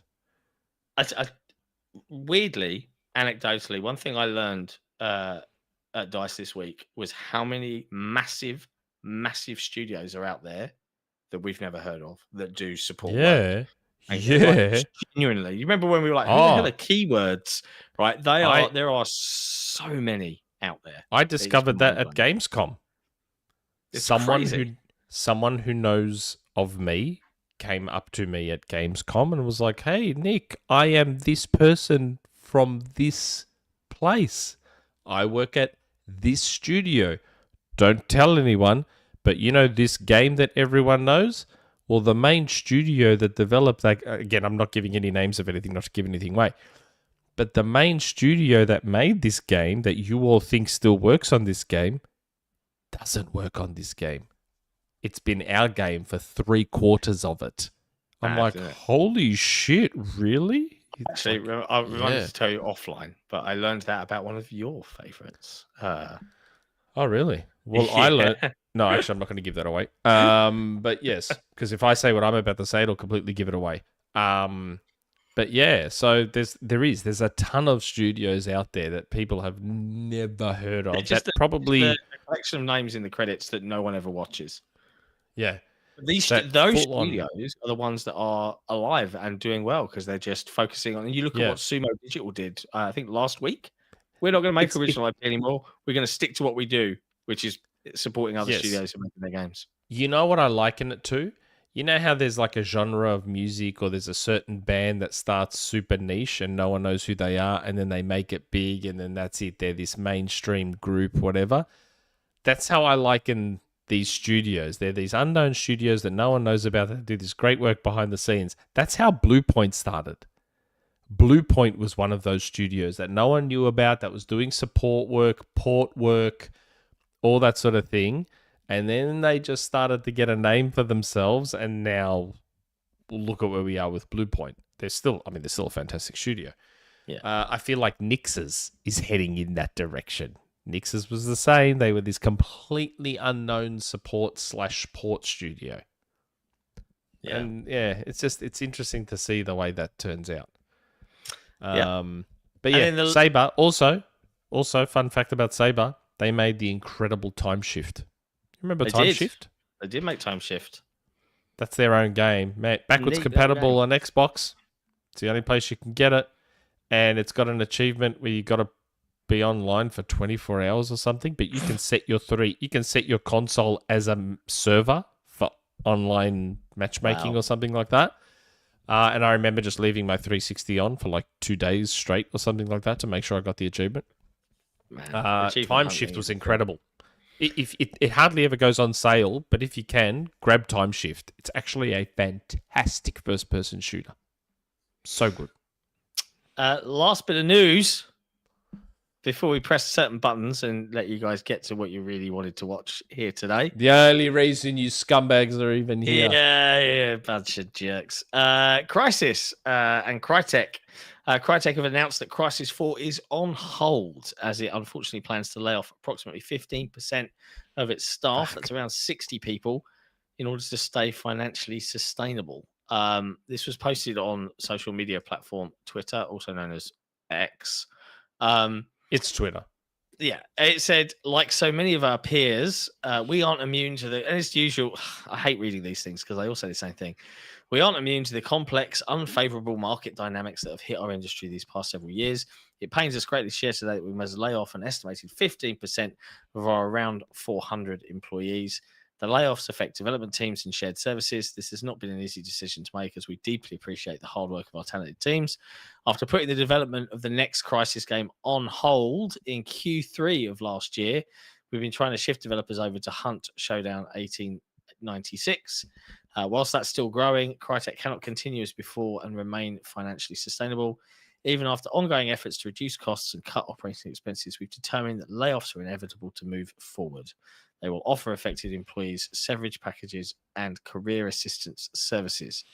We firmly believe in the future of Crytek. With Hunt Showdown 1896, we have a very strong gaming service and remain fully committed to its operation. We will continue to expand and evolve the game with great content and drive our strategy for our engine, CryEngine. That's it. Phil. It's a great engine. I mean, it really looks great in is. Kingdom Come Deliverance 2. To me, that's an acquisition that makes sense for Microsoft. It's another engine they'd own. They'd have those great IPs that they'd own. They'd have Rise back. Oh, Rise, Son of England. Boom. Sequel. Let's go. Son of England? Yeah, I'll go medieval with it, mate. Move out of the Roman Empire. If you're going to leave the Roman Empire, then you go Greek. We thought everyone's done Greek, and that's been done. Yeah, but then Microsoft would have their own God of War clone. Dun, dun, Ooh, dun. No, boy, go for Egypt first, where he's supposedly going. Yeah, beat him to the punch. Mm. So, I think Crytek would be a great And one. their engine's still amazing because it was just in Kingdom Come Deliverance 2, and it performs unbelievably well there. Yeah. And it plays friendly with Xbox software dev platform shit. Performed very well. It always does. Yep. Like I'm Man, telling I really you now. liked Rise. I really wish we had. 4 out of 10 on that GameSpot. Rise game. 4 out of 10. Game. Yep. Again, I had been given. I was privy to information that Rise 2 was supposed to be happening. And as SJ reminded me, Rise was randomly added to xCloud 2 days ago. Oh, awesome. Oh, Good. really? Mm. Play it. It's such a good game. It's such a good game. Like that. If there was one game that definitely suffered Xbox tax reviews, it was Rise. That definitely suffered. You know due to what Xbox it was? One's launch. The main thing was they didn't have enough enemy variety. If you, I know, like if they had been able to randomize it Every more, game. but it was really obvious because they look so good, and so you're like, oh, that's that guy, and I've killed him 750 times. Like just, it was, and it's a human. It's not an animal or a demon or something. Like, people can't get over it. I was just having too much fun chopping people's arms off and their legs off and stabbing them in the throat. Or if you didn't unlock extra finishers, and so you saw the same finishers over and over, like there's reasons people did not see everything that game had. And that multiplayer was underrated, man. Yeah, it was really good. The meta within that multiplayer of trying to get your combo up was so good, and it was so satisfying. Like, if Rise had come out, say, 2 or 3 years into Xbox's launch, it would have reviewed so much better, I reckon. It suffered due to the hate Xbox One was getting. Rise was just a fantastic game. It was, I remember launch night, Xbox One, all the boys were here. We all had our Xbox. We all went out. We bought our Xbox Ones, set them up around my house. And oh my god, we had Rise in the lounge room on the big TV at the time, and we were all just like jaws on the floor at the graphics on this game. We're like, what the hell are we looking at right now? It was just, oh god, that was a great game, bros. It was good times. All right. I think that's enough gabbing about what's been going on in the world this week. We have a couple of super chats before we get stuck in. Oh, that's it helps. It sort of helps lead us in. Web Dave, thanks for being on, Web Dave. Congratulations, John, Nick, and John, you gotta Nick, yell and it. Jesse. It's all caps. Congratulations, John, Nick, and Jesse on 250 episodes. And then afterwards, maybe we can go to lunch. Anchorman. Army Shai. Where Phil? Congratulations, 250 episodes. Thanks, mate. Well, where Phil? Phil is coming up in just literally a second. Just a minute. So, we'll play the interview now. So this is going to be, just to set the stage so that folks aren't confused. This was recorded exactly the same day that Destin and Gamertag Radio in between them did this. Gamertag, yes, us, Destin. We got spit roasted. Now, we knew that because obviously Gamertag Radio and Destin said quite publicly, hey, we're interviewing Phil Spencer. So we knew that they would probably ask a lot of very similar questions. So we thought we'd take a slightly different tact. But overall, remember, Phil's here to celebrate us getting to 250 episodes, and he's popping by for a chat, which we had, right? An open chat where we talked about a variety of topics. The interview's around 37 minutes long. Grand Benefactor sent a super chat. We must read it. Oh, yeah. Wow. Assassin. Congrats. Now our community are going to troll everybody else just sticking here for the interview by just constantly only Grand Benefactors and CEOs and executive producers matter right now. Congrats to 250 episodes. Glad to be part of the journey. Thanks for supporting us all this time. And welcome, Woggerman. And Woggerman. Oh, wow. Welcome, mate. I love it. Him. Yeah, as always, everything that we have achieved, the 740 plus game reviews on Metacritic and OpenCritic, the countless previews, the news, the cool, beautiful website, the wonderful artwork, the great videos, all of the stuff that we do is funded and made possible by the very people watching the show right now. If you want to support an independent outlet directly, right, we're never going to monetize you for clickbait or get you angry. We just talk about video games and have a fun time doing it with loads and loads of bonus shows and content. Head to patreon.com/XboxEra because your support literally makes the difference between us being able to do it or not. So big thank you to the community that's made us being here and able to do this day in, day out possible. You guys are awesome. Here is Phil Spencer, 250 episode celebration. Have fun, enjoy. For a second time, it's the CEO of Microsoft Gaming, Mr. Phil Spencer. How you doing, Phil? I'm doing well. I would so hate that title of CEO. I know it's like the most corporate sounding thing in the world, but it's. I heard somebody say it. I'm like, but no, it's great to be on. It's great. What 250 episodes. Congrats! Like you guys. Thanks. It's like what an accomplishment. I love your voice in the community. Like it's just such an important part. What you've meant for Xbox, obviously, over the years, and your consistency in what you do, the way you kind of tune your voice on things. I love it. So congrats on the milestone. It's a pleasure to be here. Thanks. Appreciate it. Thank you. It's lovely to have you. It really is. And we have to wish you, I think, a belated happy birthday. Yes. I think it was a couple of weeks ago and you popped by into the XboxEra forums in the obligatory happy birthday Phil Spencer thread to kind of go, hi, thanks everyone, you know. I made sure to ping him. It's very kind of the annual appearance. Yeah. Yeah, my birthday was mid-January, 57 years old now, which is crazy to think about. But now all the wishes are so nice. And I always say having a birthday in early January is like the worst because everybody's kind of all present and everything out. Mm-hmm. But it's always nice to hear from everybody. I've got a nephew who is balloons for his birthday. Hey. His birthday is the 31st. It's literally New Year's Eve. And so it's like, it's so rough. It's right on Christmas. That's right. We should band together us post-Christmas birthdays and like do something big. Yeah, it's the people that give you a present. This is Christmas and birthday, and that, there's a special circle of hell for those You get ripped people, off. right? I'm telling you, you get ripped off.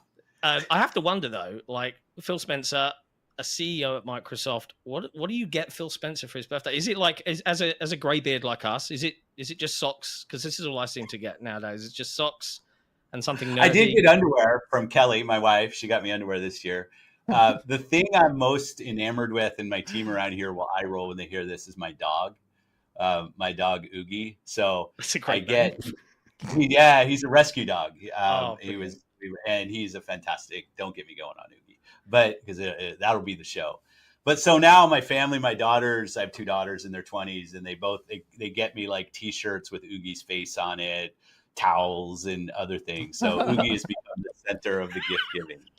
That is Jalad. Yeah, every time I come home, no matter how bad or good the day has been, he runs to the door. It's everybody should have a good dog, and I'll unconditional love. Yeah, it's fantastic. That is good time. I'm going to get you V-Bucks for your birthday. Not Fortnite, Nick. No one, no. Come on now. He's got a problem. Like I've got access to V-Bucks. I can get those. Oh, can you get me V-Bucks? Give me a Game Pass subscription. Oh, okay. Honestly, he's always out for what he can get. This guy. Now you know for us, the developer direct was yesterday. We're obviously not airing this for a few weeks for episode 250, but I mean that's an impressive showing you guys just put on. I love that the developer direct is like January now. It's like, start the year, bang, and we're off to the races. You managed to keep most of the surprises a surprise. I'm pleased that no one out and out said, like, because it was known to a degree, but not everything was known. So not everything. How pleased are you and the team that you managed to kind of keep that secret? Well, I'm going to start, and I think this was our 3rd year, right, that we've done Developer Direct, and just, it'll sound self-congratulatory, but the team here and how they've worked on the format and just the content, like such a great job. And Tina Meany, Team Sumford, like all of the team that leans in to get that project done. And the partners now, we have third parties in the show and that allow us in with our cameras and our storytelling in their studios, I think is awesome. And then, yes, like we're all on pins and needles. Like, can we keep it? And it's true. Some members of the press might have had a glimpse on Ninja and what was going to come, but I don't think they knew both. And that there was a drop that day. I didn't see. And then there were obviously other guesses that were out there that kind of lived. But no, the show, I loved it. Like we all got together as a team and watched it, even though we've seen it so many times. And it's just fun. Like because certain people have seen parts of it, but not the whole thing. So it's fun. We get into a bigger room here and watch it together. And it's a nice day for the community. It's a nice day for the teams. I saw a picture from the Platinum team. They all watched it together. And it's just a nice way for us to kick off the year. And I love that we've made it a tradition now. Yeah, this is it's a good thing. Now, I'm lucky enough to have you in my Discord, which means I get to see what you're playing a lot of the time. And I noticed you playing Ninja Gaiden 2 Black, which we've all been playing now, thanks to Game Pass. Do you like that plug? Now, I get the idea of not wanting to pick a favorite child, but from everything we saw at the Dev Direct, what are you looking forward the most to playing from the Dev Direct? Well, again, this will sound a little bit like an ad, but the nice thing is there's some pacing to it, right? And when the games launch, so you can play them all. You actually don't need, and the first one, which even wasn't in the Direct, would be Avowed. I'm really looking forward to that. Like I'm a big RPG player. I love fantasy RPGs. It'll be fun to get Obsidian, just fantastic. But I have to every game, everyone in there has a story for me. So I'll quickly go through. For me, Ninja was one that early on I wanted us to bring back, and flying out a few times to Koei, to Team Ninja, and even the Platinum, and try to bring that partnership together took years. And we've been working on it for a very long time, and consequently it's shipping in 2025 on Ninja 4, which is cool to see. But that's So good. that was like just the results of a lot of work. But I always like Doom has such a place for me in my gaming history. And then the moment where the whole id team is in their theater there and they announce their date together, like that's just one of those moments as somebody gets to work with all of our teams here, just kind of lights you up inside. But I'll say Compulsion, I love those guys. They're early on in their journey. What's like their third real big game, Contrast, We Happy Few. And you can see the evolution of them as a studio and their capabilities. I love their world building. So, and then, Expedition 33, what a fantastic looking game. So I see how I didn't actually highlight one, but they're all kind of special for me for their own reasons. You didn't answer my question at all, Phil. Yeah. My intense PR training that Carrie Perez puts me through. It's interesting, right? And you talk about I loved, equally the bit with all the guys. It's releasing in May, and they're all in the theater screaming. Like, it was super cool. And the thing I love the most about the Dev Direct, aside from being kind of fed awesome games, is that you actually see the developers behind it, but not in this kind of canned, cheesy way. You guys let the mistakes come in, and because no one. Hugo's line at the beginning of the id section. So good. It's so good. I mean, but it's so human, right? And often, unfortunately, gamers with a capital G, they're just like, give me the games, and they don't often acknowledge like the people behind them a lot of the time. So I think it's really nice to actually see the faces of those developers. Now, when it comes to the Dev Direct itself, fans have gotten used to over the last sort of 18 months of PlayStation announces for games. And you guys didn't shy away from it this time on your own show. Like, typically it's been like, we'll talk about that afterwards. We'll put a press release out or a blog post, but you're just showing the PlayStation logo now. I mean, we've embraced the future here at XboxEra. We understand like the bigger picture here, but is this just, hey, this is the Band-Aid off, guys. This is, we're still going to be different decisions, but this is the new era. Get used to the way things are going to be. Like, how would you frame that to the community? I think it's just being honest and transparent about where the games are showing. And we actually even had this discussion last year for June Showcase. And we couldn't, by the time we kind of made our decision, we couldn't get all of the assets done. And it felt weird to have some of them in and some of them out. But I just want to be transparent with people. If we're shipping on Nintendo Switch, we're going to put that. If we're shipping on PlayStation, if we're on Steam, like, people should know when the storefronts where they can get our games. But I want people to be able to experience our Xbox kind of community and our games and everything we have to offer on every screen we can. And obviously not every screen is equal. Like, there's certain things we can't do on the other closed platforms that we can do on open platforms. Cloud's different. But games should be the thing that we're focused on. And this strategy that we have allows us to do big games while also supporting our native platform, from hardware to the platform and services that we have. And that's going to be our approach. And I know it's not what everybody else is doing, but I just believe games should be the thing that's at the forefront. Maybe it's because of how I've grown up in this industry. I came building games. But I think the games are the things that I see growing in their strength in our what we're doing. And it's because more people can play. So I'm just trying to be open and transparent with people. Yeah, it's funny as well. There was a radio host in the UK called James O'Brien, and he was on his radio show today. I don't know if you saw the clip going around on Twitter, but he was talking about how he's a PS5 guy, but he's also an old grey beard. And he was like, I want to play Indiana Jones. So he loaded it up on his Samsung TV and played the entire game through cloud. Now, really? I think that's cool. Mm-hmm. Like, great. Let's do more of that. Like, as an old person now, I feel like if I was a kid, I'd be in hog heaven with Game Pass. Like, you're not old, dude. Come on. I look older than Nick, and he's 44. Yeah, John's actually younger than all of us. Yeah. Well, first, I just have to call it out because my friends at Machine Games and the quality of indie, like, it's a game I'm going through retail builds and taking my time. I'm in Thailand right now, and but so good. But who does it like?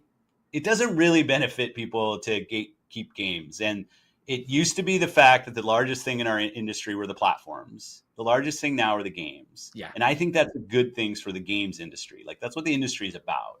storytellers of all sizes being able to tell their stories through the games that they create and allowing more people to play. I want Xbox to be the platform that enables that. That's why I loved at the beginning of the showcase of the Dev Direct, we could put up all these games are Xbox Play anyway. Right way to right? And it's like they're on cloud. We've obviously done our work with not only is cloud part of the Game Pass portfolio, but you're seeing more games added to the buy your games and be able to stream your games. Allow people to play games. Like that's a good thing, not a bad thing for this industry. And especially in an industry that we all see it. Like it's struggling to find growth. Game costs are growing. So keeping restricting where those games can be played is not helping the games themselves. And I think we should optimize for the best games that we can have in this industry. It's a damned good answer, I think. It's funny. I've seen a lot of people repeating something that you said back during the whole Activision Blizzard drama and the FTC about how Sony use the 30% that they make on Xbox published games on their platform to kind of reduce your standing in the market. But I saw a great point from Sam Tolbert on Windows Central. He's like, well, what about the 70% that they make? Like it's funding more games for all of us to play. Like, can't we focus on that? Like console wars is a social construct after all, right? Like, no, and it may be not what I was going to say on stand at the time, but yeah, like I would love to make all of the money for all of the games that we ship, right? Like obviously we make more on our own platform. It's one of the reasons that investing in our own platform is important. But there are people, whether it's their library is on a PlayStation or a Nintendo, whether it's they like the controller better, they just like the games that are there. And I don't want to then look at that and say, well, there's no way that we should be able to build a business there, find fans of our franchises there. I'm not trying to move them all over to Xbox. Like anymore, we're all so invested in where our games are. Let's just allow more people to play. And yes, the 70% that we make on games on other platforms is helpful to us being able to build great portfolios like we showed at Dev Direct. And I hope this will continue to show through the rest of the year. Yeah, that has been one of the main things that we've talked about with our community, who their worry is, oh, will they be the Sega that just becomes third party? And it's like, no, the feeling that we always get is that the focus is the more places you are, the more your platform can still go. So just trying to alleviate worries in our community about the future of Xbox's platform itself has definitely been a thing for a while. And I just want to show respect to the people who voice their concerns to me. Like I get it. And it's not, I would never disrespect anybody who comes with me concerned. I've got a library of games on Xbox console. I want to make sure I'll continue to be able to play those games. Are we going to still do hardware? Are we going to still get to play the games the way we've always played? Am I going to have to rent all my games? Can I still buy games? Like all that, but I get it. Like I get the questions. I think we've shown respect for people's libraries over the generations with back compat and play anywhere. And I want to continue to do that. You can buy every game that's in Game Pass. Like there's no thing. We're not trying to funnel everybody into one business model. Play the games the way you want to play them. We obviously have to run a good business, so we'll have our pricing and everything that we do. But I want to make as many options as possible for the games that we have, so they find more and more players. It's why us like embracing Windows and embracing cloud. It's allowed us to grow. It's one of our fastest growing regions for us right now is Asia. And it's not because we're selling more consoles in Asia, but through cloud and PC, we're finding more users year over year than any other place. The fastest kind of platform is cloud. That's the thing that's growing the fastest year over year. And those are players like you were talking about your friend or the UK, the Radio High School, UK, like that. We were never going to catch that person with our console. And so let's find them in a way that works. And it's better for Indiana Jones. It's better for Xbox. Yeah. That's a good show. Now, as we mentioned earlier, this is the second time you're on. Thank you very much for that. Now, last time you were on, we sort of had a joke with you about how there's too many games, and you were like, there can never be too many games. Now, 2025 has come along, and I'm sorry, but there's now too many games. Now, because there is such a ridiculous volume coming this year, just from yourselves alone, forget everything else third party. Have you guys got like I guess a specific strategy in mind or like a roadmap in terms of genre variety or anything like that? Or is it just, whatever the teams are doing, they're doing, and it's all going to come out whenever? No, whenever it's ready. such a good topic. You know, Matt Booty and I, you like talk about Avowed. We talked about this a little bit when we moved it, that between Call of Duty, Black Ops, which we thought was just going to be an awesome release with Black Ops 6, and the team, it was like, you didn't want to be around that. Like I said, we broke records with the number of players, still continues to do great. We really we thought Indy was going to be awesome. That was going to be our December game. So it was hard to actually find a time for us. And we said, okay, games can always benefit from more time. So that was it. But it was really about planning the portfolio. And I think we're like still working on that. Obviously, when we stand up at Showcase and show the games that are Dev Direct, to keep calling it Showcase.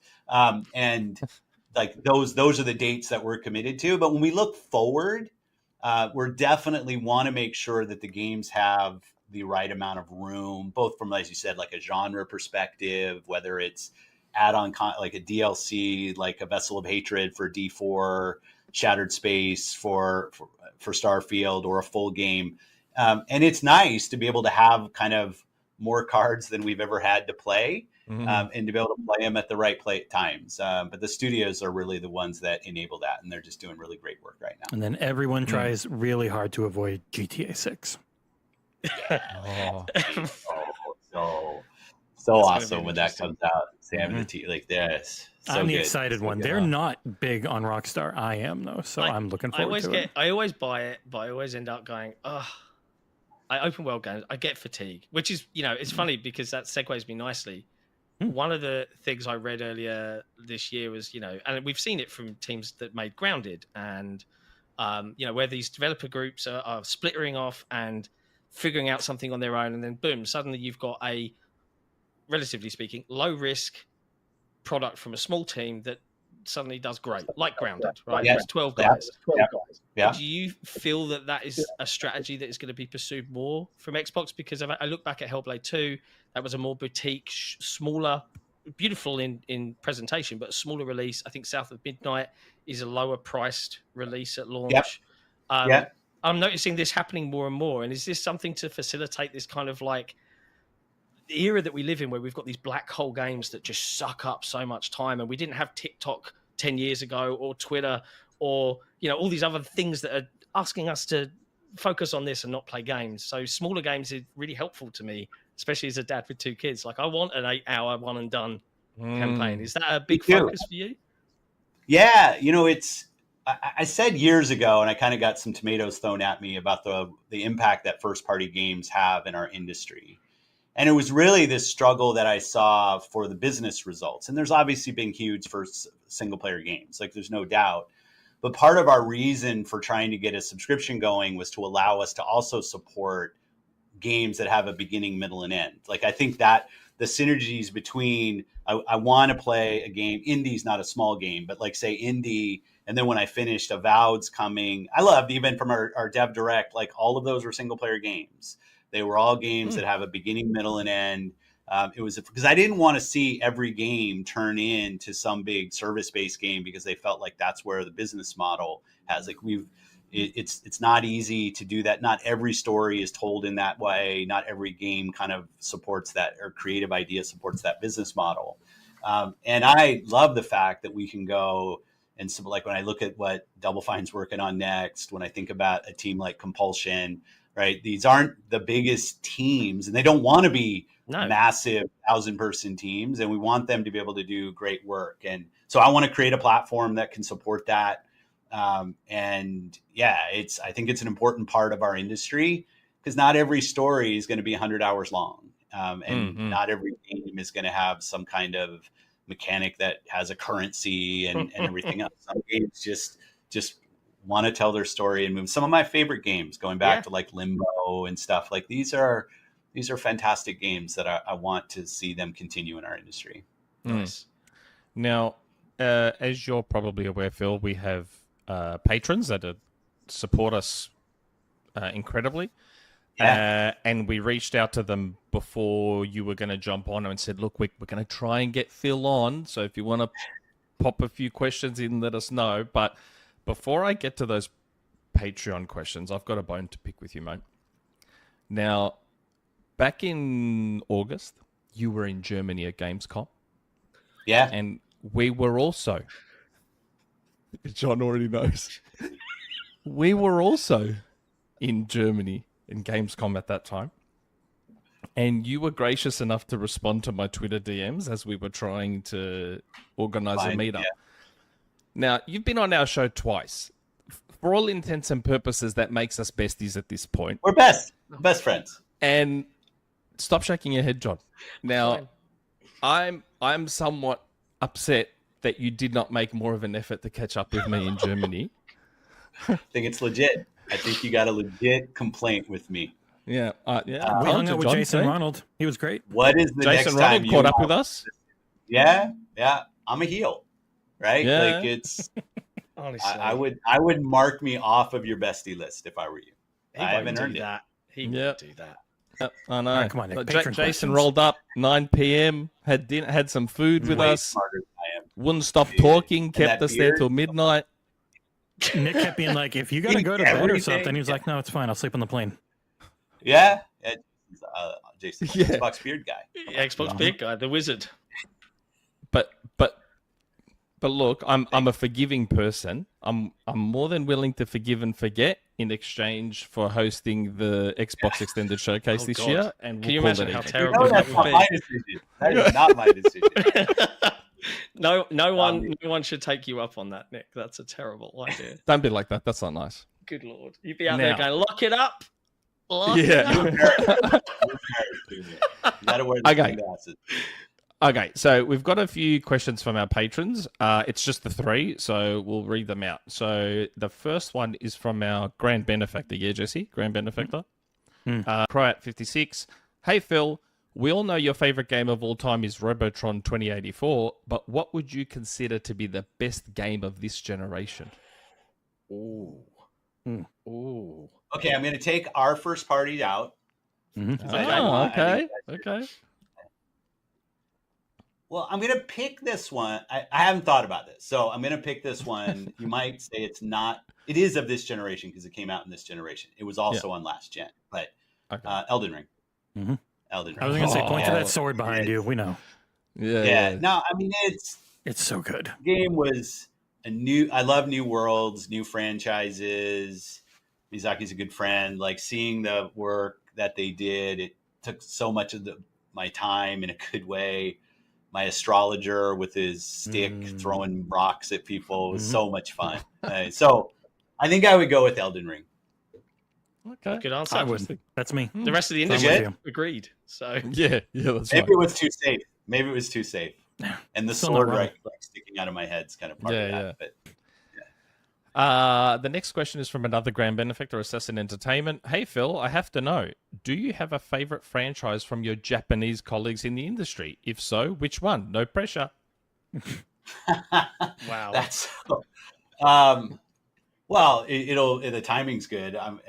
For me, it's probably Ninja Yeah. because Ninja Gaiden just like for Xbox fans and Synonymous. players, like what that meant. Yeah, and it's such a tight part. But I say when I go, like Mizuguchi and the work that they've done, like he did.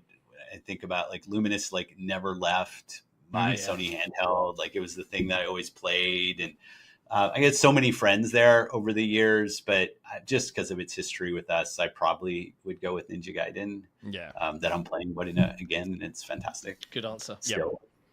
Now, the last one, and I'm hoping we've got a bit of time for something a little special in a minute. The Scarecrow121 asks, G'day, Phil. Another Aussie. My question is, how often do you get to take the executive team or any Xbox staff out for a fast food run? We've seen your photos of hanging out at Whataburger after Indiana Jones release. What is your favorite spot for fast food? I'm actually not much of a fast food. I think after the Indiana Jones, we were at IHOP, International House of Pancakes, because of the partnership that we did with Indiana Jones. And I thought they did a fantastic job. If I go to fast food, and I'm trying to watch what I eat recently, but if I go to fast food, I'm probably a pizza guy. Like I like pizza. So, but our team, like our offsites, it's so crazy. We do them here. We call them on-site offsites. Like the team, we don't. But yeah, I'm probably a pizza guy. That's probably if I call that fast food, is that fair to call it fast food? It's fast. Okay. They normally have it. They've got it prepped, and you can just go get some. Yeah. There you go. Yeah. It works. Oh, now, Nick mentioned our patrons. One of the big things we do, and it's a regular spot on the show, I pleasingly absolutely dominated Nick last year, is we do a silly game show.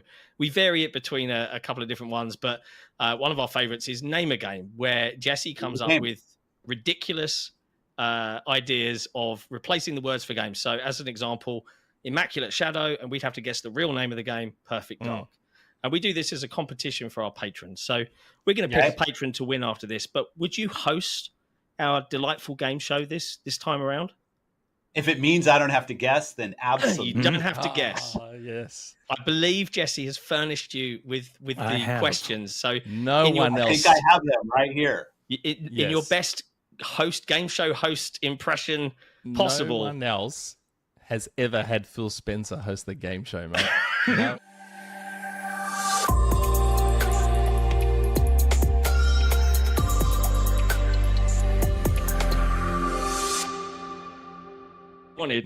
This was all Nick's idea. Oh, I gotta play the music. Yes. We are playing for patrons, so I'm playing for King of Ithaca 12, and John is playing for Skeptic this week. Okay. All right. Here we go. Fake name. Are you in buzzing, John? Yes. Okay. Sadistic strength. 2 words. Sadistic strength. 2 words. Sadistic strength. Come on. Sadistic We got to be quick on this one. The category, Phil's favorite quote-unquote games. Oh. Phil's favorite games. This is not Nick. As soon as he said not my favorite game, brute force. Nailed it. Wow. That's like one of those games. We should remake brute force. Like, no. You're doing Perfection. Okay. 2 words. Bloodsucker Outlasters. And this is one of your favorite games. No quotes. It is. I'm buzzing. Clear the buzzer, Jesse. Oh, go ahead. I think Nick's going to win this time. Yeah. Go, Nick. Vampire Survivors. Yeah, come on. Yeah. Awesome. God, Yeah, well done. Hey. You're slow. that Come game. on. Okay, this one word. So you gotta be quick on this one. Mm-hmm. Fate. Ooh, John. Fate. F-A-T-E. Oh, God. Okay, now I don't know. Destiny. There you go. Yeah, good job. Well done. Thank you, Brain. 2-1. Okay, we've got 3 more. I'll speed it up. Sibling Spud. Another one that is a true favorite. Yes. Sick. Brotato. There you go. Great handheld PC game, by the way. Awesome. Awesome. Here we go. This one's kind of easy, I think. Prince of Darkness Quattro. Nick. Diablo 4. Yeah. Just started my new character. New season just started. Hey. Rolled him. Okay. Season Is witchcraft. this like a tiebreaker? I think Nick's already taken it. Yeah, Nick's 3-2 right now, so Yeah. Oh. Nick has essentially won. yeah. But we can do the last one for fun if we want. We'll do the last one for funsies. Go on, go Yeah. for it. Okay. Down to Earth. 1 word. Answer is one. Oh, Yeah, answer is 1 word. Nick. Grounded. Yeah. Nice. Well done. Well played, sir. Well played. Look at that. Oh, Celebration. Well, there we Well, go. there you go. Hey. It's a Hey, first. you got It's a first for any appearance of a gaming CEO at Microsoft on a podcast hosting a game show. Thank you, Phil, for making it possible. Yes, And thanks for joining heaps. us for celebrating episode 250. Before we let you go, the last question of the day, because we asked this last time, we asked you what your favorite game that hasn't come out yet that you've kind of seen, that the team were doing really good work. And last time you answered that State of Decay 3 was really up high on your get excited for list, right? Yeah. We've seen a little bit of that now at the showcase. What's your answer this time to that same question? What game, just a little tease for the community, what game should people be excited about of the announced ones that have been announced that you've... Of the announced ones? Yeah, you don't have to give us an exclusive reveal. I mean, you can if you want, but... No, I was going to say, I'll go back to what I said earlier. Yeah, State of Decay is just one of the franchises I love back from the original one. So that that one stays on the board.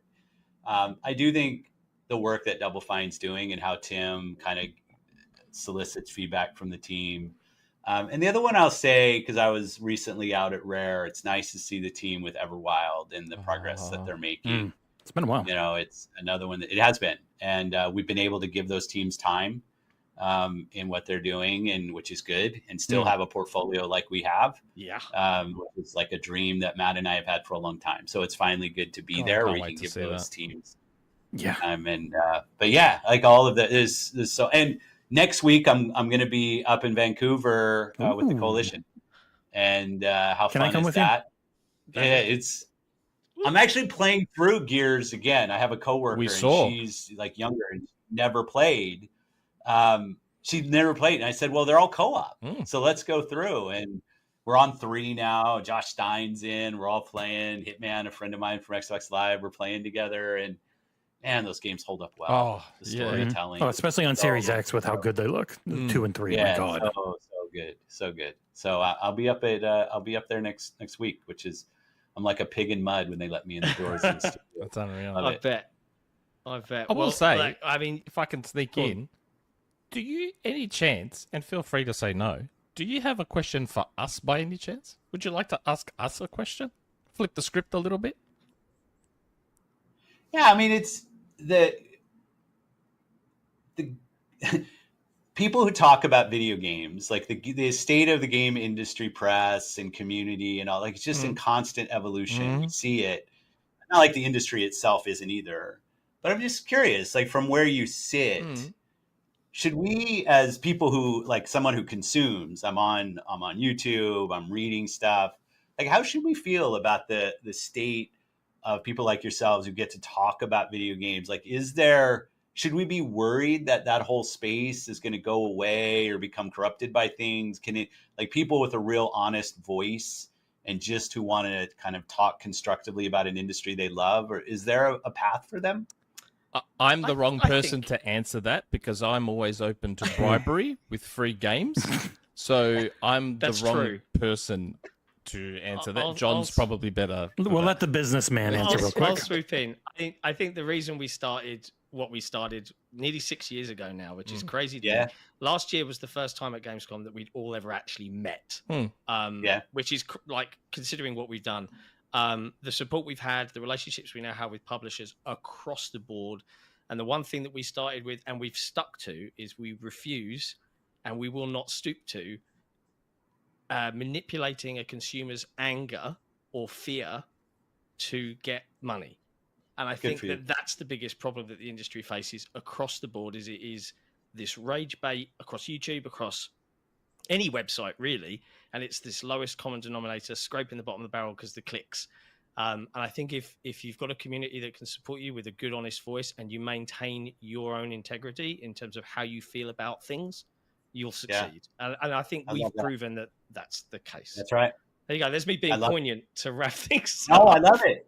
Because some days it makes me long for magazine subscriptions where you subscribe to a magazine. We've looked and into that's doing kind a of magazine. What you guys are, right? And it's you're paying he's on going a to show you regular something basis for the quality of the dialogue. And exactly. We nearly did one. We made this that's just ours. as a test. It's content from our website just put into a quarterly mag, but it's hard to produce. Otherwise, it's just who write. It's like, what do they call it? Search engine optimization or something. Yes. Like, and it. Like I have friends in the industry. I'm not like, I obviously do something different, but as somebody who's looking for kind of balanced discussion, not all positive, like we should be constructive and talk about things that aren't working for us as players as well. But so sorry to make it a heavy question, but it is where my head's at. It's a good one. It's the one we think about all the time. Yeah. We get just as mad as probably people that work in the industry reading stuff and thinking like, what does this take? Like we get the same level of like, which is why we do what we do. But look, we've taken up enough of your time, Thanks and we're so very much grateful for your time. for you giving it up.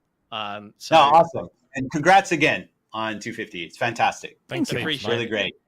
And next time we're in the same place, Yes, we're going to see each other. I know. We'll try. Next time. Are you going to Best. Dice? Are you going to Dice Summit? No, I'm actually on holiday with my wife then. But I'm in Vegas DDC, for that. I will be. Okay, we'll try and get there. All right. Yeah. Thanks, Phil. And Thanks we'll heaps, see you mate. for episode something or other in the 300. future. 300. 300. Okay. See you guys. Be well. Now, back on the show. And we're back. How'd you like that interview? Was that a good one? I feel like we did a good job. I'm heavily biased, and I think it was solid. Yeah. I made sure to go extra soft on him, guys. Just to Fluffy make as a you all cloud. happy. Just made sure, just cuddled him like a little baby, like this. I feel like, and it's personally, I feel like he was very comfortable with us because we weren't. Look, we're not out to we're going to trap you at a headline and we're going to grill the shit out of you. We're just having fun and catching up and celebrating everybody that's watching right now. For the fact that we even get to make 250 episodes of this podcast, that we've got a website, that we've got an amazing Patreon community. Those are the things that we were doing the interview for. We knew how to not be dickheads and still, I think, get good answers that are new info. Everwild's alive. Double Fine. It's alive. He didn't say what Double Fine's working on. He just said he's excited about it. So, hey, Korkenstein, I didn't change clothes. I was going to go get my blue shirt, but it's a different background. Jesse forgot. It doesn't work, Nick, because I changed the background for this episode. So it's a regular background in the interview. It's this new bit, the old background, and this. So, you know. Yeah, it was. I agree, Deadly Headley. I want to see Phil's dog merch. I am curious about how crazy the dog merch has got in Phil's house. I'll have to post some pictures on. On Blue Sky. while that interview was on, I was getting a DM from my person at Microsoft. He's like, "Did you see that thing on Phil's shelf?" I'm like, "What thing?" He's like, "This thing," and I was like, "No." He's like, "Have a look," and he took a screenshot while we were on, circled it. I go, "What is it?" It's the streaming box, isn't it? No. Oh. We know about Keystone. Keystone was there. Yeah. He showed us Keystone, remember? He actually grabbed it and showed it to us. It was another thing that I've never noticed on his shelf before. He's like, "Yep, info coming up on that game soon." I was like, "Oh, I didn't notice that." Oh. So yeah. It was very I like I said, that was happening while we were playing that. Yeah. But yes, I liked a lot. I think the chat was mostly well behaved. Which was good, and I saw more positivity than I expected, to be honest. Yeah, and if I was fully expecting just full of, this is like nothing fluffier than cotton wool. I felt like we did a good job. I'm proud of us for how we did it, because doing an interview across continents with latency, not cross talking too much. Yeah, I didn't want to talk a lot because I knew you're leading it. Nick will be the main jump in second guy. And I will, when it feels right, I'll jump in. Yeah, as soon as it's more than even two people, it's really hard to kind of juggle. But we did a good job, I think, and I'm proud of the team for how we put it together. And big thanks to Phil for taking his time out to come on our show and hang out with us, and have some fun with it, right? Because I imagine, especially on that day, he did 2 other interviews, and they were admittedly asking very similar things, so I think he got to kind of relax a little bit. All right, I'm screenshotting Phil's shelf, and now I'm going to take a look at it. Now, I will say I have just put a link in the chat. The written version of that interview is up on XboxEra.com, along with a video of the interview, all of it's on its own, just isolated as a YouTube vid. So you can go and watch that and grab any quotes. I've edited the written version for brevity, so. But you've got the full quotes there on Everwild, on Double. And if you want to put it on social media or write about it, please just link. Link to the website and not YouTube. Yeah, not YouTube. Not the YouTube video. Yeah, the website. Link it to the written article. Thank you very much. Sorry about all the ads, but that pays for us to exist. But hopefully, guys, the goal is, like I said, we're obviously. I mean, regardless of what you think of us, in the end, our name's Xbox Era. Like, we're here for the platform. So we want to build a decent relationship with Xbox. And hopefully one day we earn their trust enough hopefully one day we've earned their trust enough where we could maybe have Phil live, and I think we'd be one of the only ones to ever do that. It would have to be during the week. It would definitely not be on Saturday. Yeah. Probably not. Risk it for the biscuit. Phil interview today. Hi, Riskit. Welcome to Mate, it was 5 minutes ago, bro. Mate, it was almost 40 minutes. You just missed it. It was almost 40 minutes, bro. Where have you been? It's not that early in Australia. Oh, dear. But yes, he was great. And for people, because I saw a few in the chat say it, before Phil jumped off the call when we recorded that, I was sure to mention Banjo. I said, Phil, don't forget about Banjo. He's there in the background. Don't forget about him. And Phil goes, you know what? Paris didn't even mention Banjo, but you did. I was like, well, man, don't forget about Banjo, buddy. Come on. We need Banjo. So, yes, for the Banjo fans, I put the word in and said, don't forget Banjo. Yeah. Got your back. It's good times. I'm going to delete yours, John, because I pinged everybody. Bam. Oh, no worries. I didn't want to like at everybody, but I do. That's fine. If we can't at everyone on Discord about the Phil interview, what can? Well, I mean, I do it for giveaways, but other than giveaways, yes, Amit Kumar. Everyone needs Banjo. Everyone. Banjo will save gaming. He's that important. What a good interview!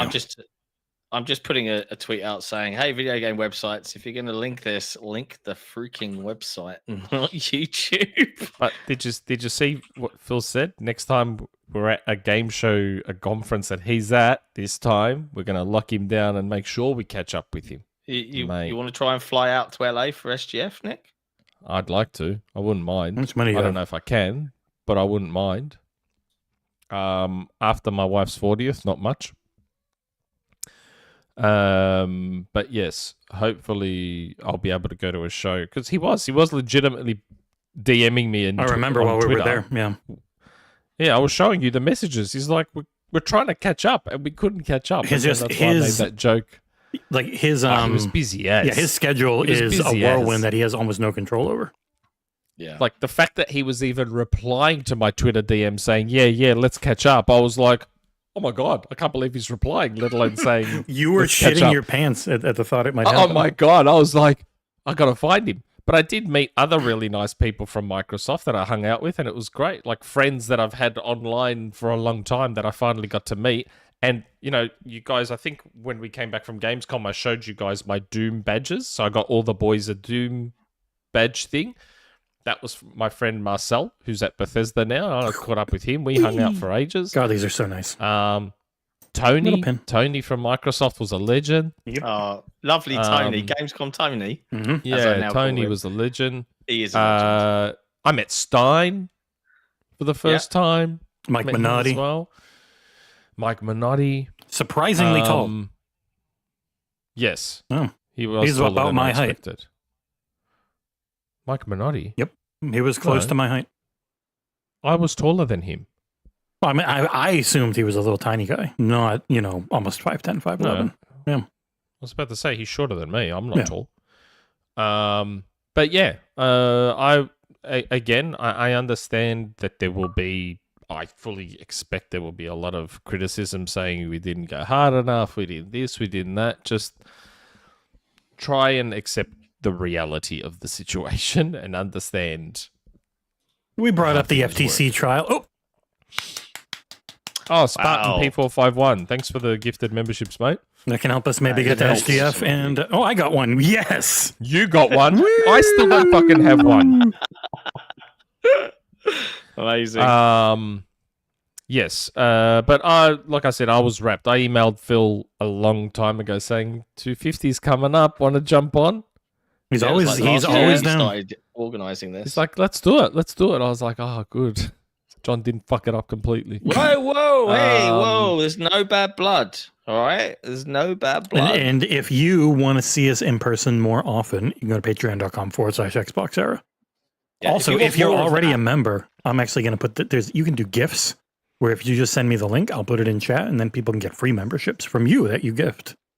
Yeah, and I think it's worth underlining this, right? Like, Jesse saying if you want more of that, I think Yeah, again, maybe I'm biased, but I felt like we did a pretty good job there. We'd love to do more of that sort of stuff with more folks from Xbox. They intimated we can. This community. Which we also mentioned to them on the call after the interview was done. We're like, come on, let's get others on.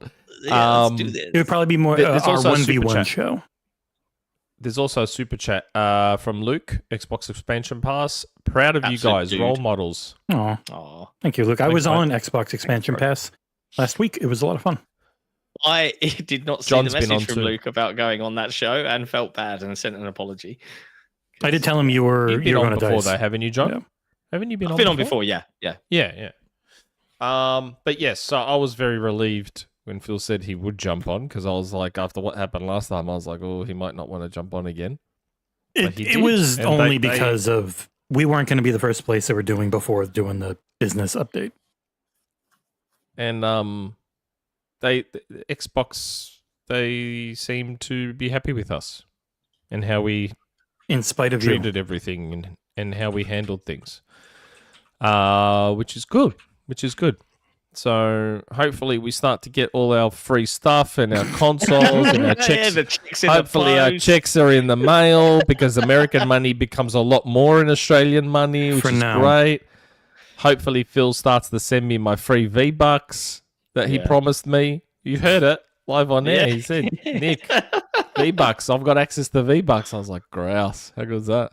Sign me up, Phil. Now, it is worth saying, we're not doing Name a Game ourselves, because we just did it for that particular episode. That's right. Nick on winning. Hey, I was looking at the chat this time. Nope. I was cheating looking at the chat. Grand Benefactor with a super chat from Assassin. If you all got to Summer Games Fest, can we have like an Xbox Era community real life hangout with any patrons and supporters? Would like to have Nick taste the sludge we call beer. There's good beer in America. I would love to do that. Yeah, I'd love to hang out with everyone at a show. Like that's I enjoyed that at Gamescom. It was cool to meet people. Like we met Idle Sloth / Alan. Tried to meet up with Risket, but we couldn't coordinate it because they decided they wanted to see us at fucking 9-10 o'clock at night when I was like rat shit and wanting to go to sleep, and I had to get up at 3 a.m. the next day to fly back to Melbourne. But yes, Jen from Windows Central as well. We met. Okay. And Kay. Yes, Kay, of course. Kay. I'd love to do stuff like that. That's one of the things I look forward to the most. I met Gaz as well. Me and Gaz hung out for a full day in London. Gaz and I. We were together for a full day in London. It was great. We need quantum teleporter technology to get Nick to everything, though. Yeah, expensive. The reality is, community, we may have to crowdfund a portion of it. Like, it's tough paying for all those kind of flights and hotels and stuff. But if we can do it, I would love to do it. I licked Gaz's ear. Who wouldn't want to lick Gaz's Took a photo ear? of it. I took a photo of it. Now, despite the fact we're not playing a game show because Nick just beat me as per that video, we do have some wonderful questions from the community in the form of Patreon community questions. It's always worth saying that this is a constant perk of being an Xbox Era Patreon supporter. So if you value what we do and you want to feel the love that you just saw on screen, head to patreon.com/Xbox Era. You can support us directly for as little as a cup of coffee a month. Like, if you met us, you'd buy us a beer, probably. Think of it like that. Lemon, lime, and bitters. There you go. Or lemon, lime, and bitters for Nick. And then, boom, we can carry on doing cool stuff. So the more of you we have, and honestly, I'm not saying this to disparage other Patreons things, but go look at ours and then compare them to some of the larger ones out there. We give you more stuff, more regular content, and more actual merch for your money. There's more bang for your buck, and we don't take the piss. So consider supporting us directly. We would appreciate it. That being said, we have got some lovely community questions, all focused around the celebration of 250 episodes. So let's dive in. Are you ready for those, Jesse? Yeah, just go straight down the thing and I'll grab them from there. Okay. The first community question is from Skedaddle. Congrats on the big 250, a huge milestone. Cheers to many more. How strict was the approval process for having Phil for an interview? Did the media relations team require prior approval of the questions? And did they provide any guidance on topics that could or could not be discussed? Also, what did you find most surprising about what Phil had to say? You know why I like this question? Because I kind of get to be very transparent about both times we had Phil on. And this is what I mean about building the relationship. So the first time we had Phil on, it was exactly like that, Skedaddle. Very time limited. I think we only had him for like 10 minutes last time. And they wanted to know everything about what we were going to ask and talk about everything. Yeah. This time around, you saw we had him for almost 40 minutes. I think we had him for the longest amount of time. Out of anyone. And they trusted us. Like we said, I asked them, I said to them, do you want us to run by anything, the questions, topics, anything? They're like, no, we trust you guys. So everything you saw was, we didn't have to run any of it by them. Nope. So they left it in our hands completely, which means we could have completely screwed them over, and we didn't. The only thing, well, we could have. We could have just gone ham and been like, yes, they're not going to run anything by us. We can do this. We can do that. Ambush. But that interview they never asked anything about outside. I think you were going to say, they were just curious what the community questions would be. And they were like, oh, yeah, those are fine.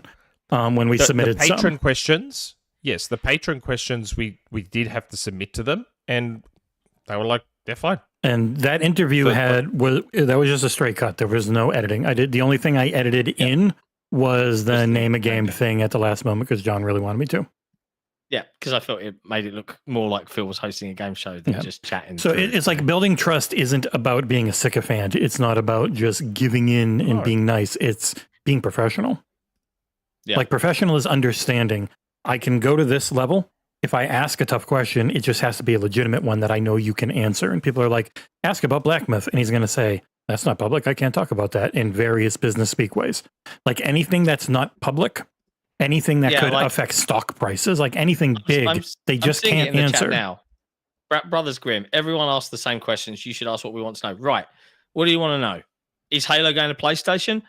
Genuine question. Do you think Phil is going to answer that on this show? And the answer is going to be no, of course he's fucking not. He's going to give exactly the same sort of answer he gave to Destin when Destin said, Starfield on PlayStation 5, will you commit? Is Starfield going to remain exclusive? I can't remember what he worded it as. And Phil went, no, I won't commit to that. He didn't say it is coming. He just gave you a vague, within the realms of what he can say answer. Like, so when you're interviewing someone, and this is just our take, but you have to find, like, I know where I want to take him to get the info I want. What's the route and the path I can kind of verbally get to him kind of seeing where I'm taking him and then giving me a good answer that fits within what he can talk about. And that's the art of it, I think. But there's no point asking silly straight questions. Yeah, that's what I mean. Sometimes. Like he's either not going to answer it, or Xbox would have been like, "We'll take that out." Yeah, no thanks. Don't. Do you know what I mean? So there's no point. Hopefully, in an ideal world, we'll build up enough trust with them where not only could we maybe, hopefully, one day get Phil live, potentially, or B, hopefully they trust us enough to maybe one day ask less comfortable questions in a respectful and well-handled manner. So everyone wins. You're still getting questions that you'd like, that a lot of you would, because I mean, you have to understand, people go hard questions. A hard question is different for everyone. Some people were like, I saw so many different replies on Twitter, and everyone's idea of a hard question is completely different. Yeah. There was all sorts of questions from people on Twitter going, why didn't you ask this? Why you should ask this? How long do you think we have him for? Yeah. It's not like we've got him. If we it was shocking how long we had him. Yes, I was quite surprised. And I saw it. We went over the quote unquote allotted time by quite a bit too. So and they were fine, and they were fine with it. Going. Yeah. I will say, kept going. I would love to get to a point, and I was saying this to the guys before we went live today, that like it would be a personal goal of mine from an interview perspective to sit down with someone like Phil in a pure one-on-one, someone's in the chat saying on a couch somewhere, and just like with no holds barred, just have a conversation for like an hour or something like that, where I can go anywhere with what I want to talk about, because I feel like that's why this interview worked, is because it wasn't about just trying to get to the answers. It was actually let's have a conversation. And honestly, I feel like out of many guests, he felt like he was part of the show for the time he was here, which was great. That's the goal of this show. But this is what I'm saying. So someone might turn around and go, ask him about Everwild. Because a lot of people were. And we were sitting there going, because we knew he mentioned Everwild. And it came out naturally. So all we did was re-ask him a question from the last time. And all of a sudden, we heard about Everwild. We weren't expecting that. We were like, we heard him say Everwild. And we were, as soon as we stopped recording, we were like, he talked about Everwild. Oh my God. We haven't heard about Everwild in the longest time. So if you handle things in a respectful manner, you might get some of those answers you kind of want in a roundabout way. Yeah, we'll see. There's an art to interviewing. We don't do it a ton, but I think we've had enough people on where like it's a very weird thing to interview a world-changing CEO. Like Microsoft's one of the biggest companies on the planet, and he is the CEO of one of their biggest divisions. So it's a crazy thing when you think about it, to have him on our little three guys in their home offices friggin' podcast. That's what I'm saying. He doesn't I don't think he does too many shows outside the big names. IGN, Kind of Funny, GameSpot, or Giant Bomb, Like, I also think lends massive credence to how much of an impact, and I mean this, how much an impact, not us, but this community has had on making us like one of those places that he's happy to come and chat. Like, and how good I am at stalking. Not your evil Discord, Phil. I've been, Nick, I've been seeing all the words about your Discord lately online. Evil Discord. But honestly, it is true. Like you guys, the people that are watching the show right now, have empowered this to be able to be a thing. So, like, you guys deserve as much credit as we do for, getting the interview done, because you guys have made this community a place worthy of having those kinds of conversations at that level. So we owe you. Yeah. Like, seriously, we do a lot of work. Smoke up your ass. Like, you guys rock. We do a ton of work, and we really like doing it because our community is so good. It's taken a lot of work. I had to work hard to convince these two about how I wanted the Discord and the forum to be. Forum went too much. I've really tried pulling it back. But I think the Discord's one of the best places to talk about anything. Yeah. Like, it's a really good community. And it was very hard to do. Nick Pierce. Yes. Before we move on to the next community question, super chat from Nick Pierce. I prefer the personal questions for Phil to get to know him as a person more. Actually, you know what? So do I, to be honest. Banjo is important. Best interview I've seen from him in a long time. Yes, Nick, I brought up Banjo. I said, don't forget about him. Don't forget about... And it was funny. The first thing he said was, even Paris didn't bring up Banjo, and you brought up Banjo. I was like, whoa, I love Banjo, man. Especially nuts and bolts. Next community question. Yep. Is from Jesse Brother. Happy podcast 250 indeed, guys. Way to get Phil back and keeping it so quiet. Jess didn't even tell me, which I don't mind. What I do mind is how that fucker loves pointing out how long my questions/statements are, so I'll keep it short. Have any of you seen Gavin? English bloke. Hilarious. Gav? Me and Gav go way back. Gav's grouse. Love Gavin. Don't you guys know Gavin? Nope. Mate. I know, don't worry, Trev. I know. There you go. Gavin's great. Next question. Good old Collingwood. Okay. Good old Collingwood. Did you know beforehand about the gamertag and Destiny interviews? And if you did you confer with them so you didn't ask identical questions? Good old Collingwood. Bonus friends quiz question. Was it Dr. Gregory House who told Rachel she was on a break on the jetliner? Yes, it was. That was House on the plane. It was Hugh Laurie who's the actor. We did know about gamertag and Destin. So I'm of the belief that we organised Phil first. I'm of the belief, but I stand to be corrected. Well, technically, we had it organised Paris. For a year ahead of time. The 15th. Yeah. Yes. No. We had it for 200 a year ago. So yes, we had organised Phil for 200. That's real. That's not bullshit. We had organised Phil for 200, and that got cancelled very last minute. So I reached out again for 250. late-ish last year. So I'd organized this quite a while ago. And we were going to record it 2 weeks before then. Then they delayed it to the 24th, and we're like, Dev Direct. Yes, after the Dev Direct. As soon as they delayed us, because we were originally going to record on the 15th of Jan, and then they said, hey, can we push it? Can we push it a couple of weeks? And we were like, ooh, hold on, that means the Dev Direct is on. And it was the day after the Dev Direct. And we did it. So Paris, I think, did his first, then ours, then Destin, all in the one day.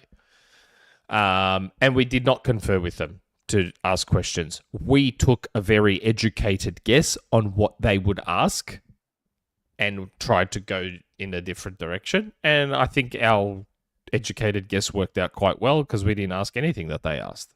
Yeah. So I think that worked out pretty well. Super chat. It was nice. It was a conversation. It wasn't grilling, but it was I felt as open and honest a conversation like that can generally be. I am biased though. Crocial Black. Lol. Love the fact fanboys think this was a chance to have an interrogation with a multimillionaire CEO. Like embargoes don't exist. Yeah, no, this is what I mean. Like, it's not even embargoes for us. It's just like you can't.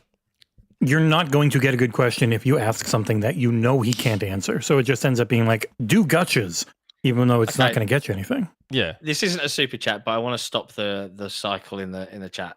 Brothers Green. Yeah, I know. Listen to me, bro. Just listen to me for a second here. I understand why you want to ask the question. You want an answer to it, right? What is it I want to know the answer to that question too. We all want to know the answer to that question. That's Tom Warren. If I was going to ask something in that vein, here's how I'd ask, right? And I'm just ad-libbing off the top of my head. I'd say something like, so, repeatedly in interviews, you've mentioned now a lot of love for handhelds, and we've seen talk of technical innovations. Do you think that there's a world where the console experience of an Xbox operating system could exist on multiple devices, and that could be a way that more players could consume it? That's how I would ask it if I was going to ask it, because then he could speak to the hypothetical of what their plans are without revealing what their plans are, which he's never going to do it. That's right. So you have to give him a kind of a vague place to play in, right? Try and keep it realistic, mate. Like if we asked him straight out, hey, is the new Xbox a PC, console, or both? What do you think he's going to say? Like realistically, what do you think he's going to say? He's just going to announce it on our podcast. Guys, it's a hybrid PC that plays Epic and Steam. Like he's not going to do that. Like if you want the answer, you go to discord.gg/XboxEra. You search for Tom Warren, who is in there and talks pretty regularly, where he said, yeah, it's an Xbox OS that can access Windows and play Windows games. They'll have Steam and everything on it. He's literally just said that. So you can yell at him if it doesn't happen. Couple more super chats. Linda Ferguson. Nick, when does Australian football start, please? I watched it last year and I really like it. It starts in a month. It's like really, Australian football is really fun. It's way better than soccer. Amazing. Yeah, well, a lot better than soccer. It's amazing. It's better than NFL as well. I wouldn't say no. The NFL has way too many commercial breaks now. We're going to keep going. NFL is really fun, but it's about selling commercial breaks. I read some stories and I've spoken to people who have watched NFL that aren't American. Like, there's so little actual play time. There's like in NFL. 8 minutes a game. It's bizarre to me. Yeah, because the clock runs. Oh my god! And it runs in between plays, so you end up seeing about 8 minutes of playtime. And they act like it's this amazing sport. I'm like, they don't play at all. Like in AFL, they're going for 2 hours, and that's 2 hours of game time. That's why hockey, international basketball, where they're not allowed to take 50 timeouts, and hockey are my favorite sports to watch because it never stops. Man. Watch AFL, buddy. It's not a sport where everyone. I would rather watch AFL than NFL game time. Like, well, also come on. I know one of the biggest problems with the NFL and the NBA is they're both incredibly corrupt. Where there's just been a ton of gambling issues with referees, and in the NFL, especially, the NFL wants specific teams in certain games. It just makes it miserable to watch. Basketball would be great if the NBA refs weren't constantly embroiled in gambling issues. It's crazy how much American sports stops, and there's just nothing happening. It's commercials. Insane to me. Yeah, it's all about selling commercials. I'm so used to AFL where it's just constant, like to the point where the athletes are asking for the matches to be shorter because our game goes for 2 hours. Like each quarter goes for half an hour. Like, and they're playing constantly. Like that's just what we're used to. So when I watch American sport and it's like we move 3 meters, we stop.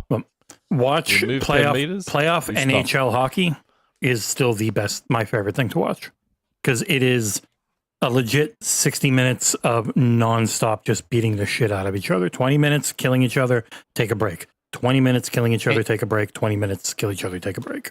And you know what, Cheeto? Melbourne, as the sporting capital of the world, we're getting an NFL game next year. An actual proper season NFL game in Melbourne. So I might try and go to that and I'll try and watch the sport live. We're supposedly trying to get a hockey game here. And what other American sport are we getting? I think we're getting... I can't remember. Hopefully not baseball. Baseball is a fun experience to take kids to and just shit around. But as a thing to sit and pay attention to, boring.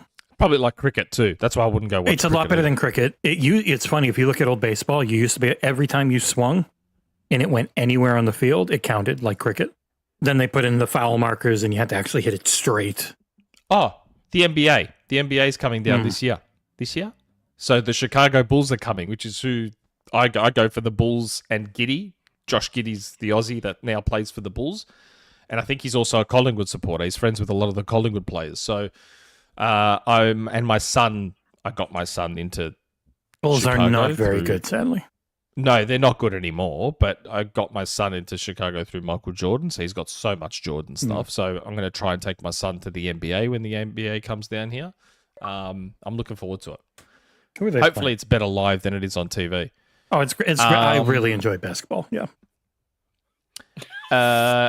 Superchat, James Black 94. Congrats to Nick on all his hard work getting Phil on, and I guess Jesse and John too. Hey, not just me. Hey, I did all the one editing thing I and everything. do. By the way, if you're wondering why that interview looked better than our show normally does, it's because we recorded it locally through StreamYard, which gave us everyone's direct 720p video and audio. So that's why everything looked and sounded so good, and I had to sync it all up. But damn it, it was worth it. That's why Nick was out of sync because of his stupid fucking Apple phone that he kept getting phone calls my phone. On.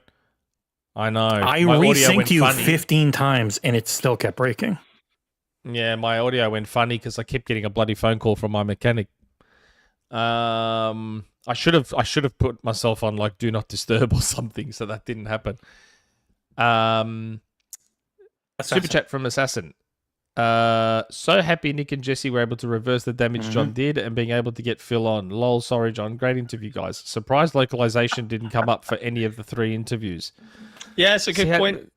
Can't ask everything. And that's the thing. Like that's a question they probably would have been okay with us asking, just didn't think of it. And half the time, I think about things, but it's also like, he's just going to say, yeah, that's an area we really need to work on. We're going to take a look at it. Like, there's just a businessy answer to it that you can't, he's not going to get into detail about what they're doing and stuff. But they do have Xbox Japan, but that's not been the issue. The issue has been more Middle East and Arabic and other stuff. And, you know, it's tough. It's tough to remember and think of everything when you know, you don't know how many direct questions you get versus I ask a question and it branches. So you might only get like 5 direct questions in half an hour because they just kept branching off into other discussions. Oh my God. I just saw what went on in the chat, but anyway. Next community question is from good friend nrXic, developer of Omega Rally Championship on Xbox. Good bloke. Hello, fabulous hosts. Congrats on the Phil interview. I just wanted to take a moment to recognize that this is on the back of all your efforts as a fan-run enthusiast and news site, forum, podcast. And so I thank all the people involved at XboxEra, even the ones we don't get to see on camera. Absolutely. Secondly, yes. Secondly, this wouldn't be possible without XboxEra supporters, so some recognition is due for all the backers, from the CEO and the executive producers to the people that like and share these podcasts and video reviews. That's right. Thanks for that. Fuck yeah. By the way, I recently remembered to use my Amazon Prime free subscription for the XboxEra Twitch channel. It's another free way to support the site. Yes, I have to keep reminding myself to do that too. Every time I jump on Twitch, I'm like, wait, have I... We are the Xbox Prime Era sub? Yeah. Yes, so make sure if you If you do have Amazon Prime and you don't use your free Twitch sub, consider giving it to us. My question has to do with your merch store. What would be each of your favorite items? Any plans for hats? Ooh, a hat would be good. That's a good question. I can reveal exclusively as part of episode 250 that it's actually coming up on my 1 year anniversary of doing this for full time. It's going to be the 1 year anniversary of Headlines. But if you remember a year ago, we changed our Patreon to be rewards based for how long people have subscribed. So you get kind of a loyalty thing. I haven't got it here to show you, but I can tell you that there's a Mega Boost t-shirt coming in the next batch of Patreon merch. Oh, cool. Mega Boost in typical pre-drag brilliant design style. My wife is so annoyed at this shirt. It's only you and Nick on it. The podcast. I know, one. right? It's very it's very old school. That is an old school podcast shirt. It does need to have a Jesse on there. But yeah, we always want to refresh stuff, especially as we've kind of evolved over the years. It is just a case of time. We're often juggling many spinning plates, but the Patreon merch will get a refresh for the year for folks. I just need to look into how it works and that you still continue to get the previous stuff before the new stuff kicks in. But yes, in terms of my favorite, I think of all of the t-shirts that Pre-Drag has made, the Xbox Illuminati t-shirt is probably my all-time top tier fave. I just think the design is brilliantly done. There you go. I love it. Hey, coffee with Cabeza. What about you, Nick? It's a What's mug. your fave? I like the What's Going On t-shirt.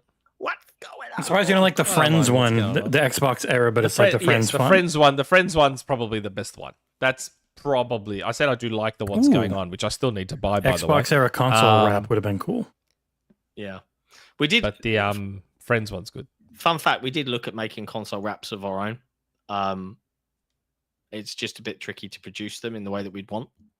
Like to get the quality there, like at a reasonable price. So we did look into it though, genuinely, because then we could have just used Pre-Drag's beautiful design skills to just come up with all sorts of things for the community and do something that Xbox isn't doing. But it's just there's too many plates to juggle. In terms of hats, we did look at doing like an embroidered one. But there's some like weird supply issues between different regions. So it might be that it's like a North America thing only. But I will look at doing some hats. It is funny. You wanted to get the Resetera thread, and immediately two dipshit trolls jump in there. Tumari, of course. They did. You can tell the difference between the three platform holders based on this interview. Like, Jesus Christ, you fucking loser. Yeah, one actually gives them. The good old Kratos and Ratchet avatars and Resetera. And a lot of Ellie. Always the Occasional Joel. always a always a bastion Well, of. there's one like Capcom avatar that's always in the Xbox thread, just constantly shitting on it, and they're fine with it. I was like, come on, you don't have to be positive when they're an obvious troll. That is what you should moderate. Obvious bad faith bullshit. Now, am I reading out this last thing from Anonymous? No, just say 'Cause we've they got a said question. Just say They anonymous. don't want to put their name. They just want you to read it out. So this is from an anonymous Xbox Era Patreon member. Oh, right. Okay, so it's the Patreon member that's anonymous. And I'm not the showing. comment. I'm just Okay, showing the yes. category in the question. Not a question, Whoa, but a statement. Big thing. Somebody subscribed on Twitch Prime. It's really loud. You're gonna hear it on the stream in a second. Oh. Oh, fuck me. Oh, okay. That hurt. I gotta turn that down. Oh. Wow, sorry about that, guys. No, that's my fault. I said it that way. Okay. Thank you, mattress. Not a question, but a statement. Big thank you for all the content you guys put out, from headlines, reviews, and podcasts. Having a consistent stream of stuff to watch or listen to is really helping me get through each day. And after my marriage breakdown, sorry to hear that. Man, I know how you feel, bro. I don't. John does twice. You have no idea how much of a positive impact you guys are having right now. From the bottom of my heart, I appreciate all the work. I thought I was. Keep it up. I thought I was being a dick. You're just cracking jokes at my expense. Well, I said I don't, and I thought I was being a dick, and then Nick just flew right by me. He's like Ross. That's why how much he loves Friends. Thanks, He's trying to James. be like Ross. We're getting all the All I Twitch can say primes. is- Thank you, James Black 94. There is this more to anonymous this. member. Yeah. All I can say to this anonymous member, if you ever want to reach out to me privately on Discord and you just want to rant, because I've been there, bro. I understand. Twice. I've received his rants. Twice. My DMs are open. That's what I'll say. But thank you so much for supporting us. He takes his love of Friends to a whole other level. It has been weird to get used to people like depending on us in the content we make and really enjoying it so much. And it's been really cool. And there was one last little line. Also, most anticipated game for 2025 so far is Expedition 33. It's up there for me. I would probably say Doom. I do get skewed heavily by what I'm going to review. So I would say South of Midnight, but John's going to steal that. So Doom, The Dark Ages. Shinobi, man. Oh, boy. You don't even have to review my that. Game of the year. You just get it for Might free. have my Game of the year. It's going to be between that and Metroid Prime 4, I reckon. But we'll see. So that's the community questions related to Phil being on. So yeah. Do we want to just go through all the rest now? Yeah, just keep we're going at down the the end of list. the show. We can just carry on chatting. We'll chat to And the if you chat guys and- want to send in lots of super chats, we'll go super long for these two guys who are extremely tired. It'd be fun. I'm okay now. I did hit a small period of time where I was like, I feel like I can taste my own tongue. Like, I had my coffee while that was my wife, my lovely wife who had her 40th birthday yesterday, brought my coffee while that was playing, and I drank it all. So I'm a bit better now that I've had the coffee. The next community question is from... Nope, I guess I can step away.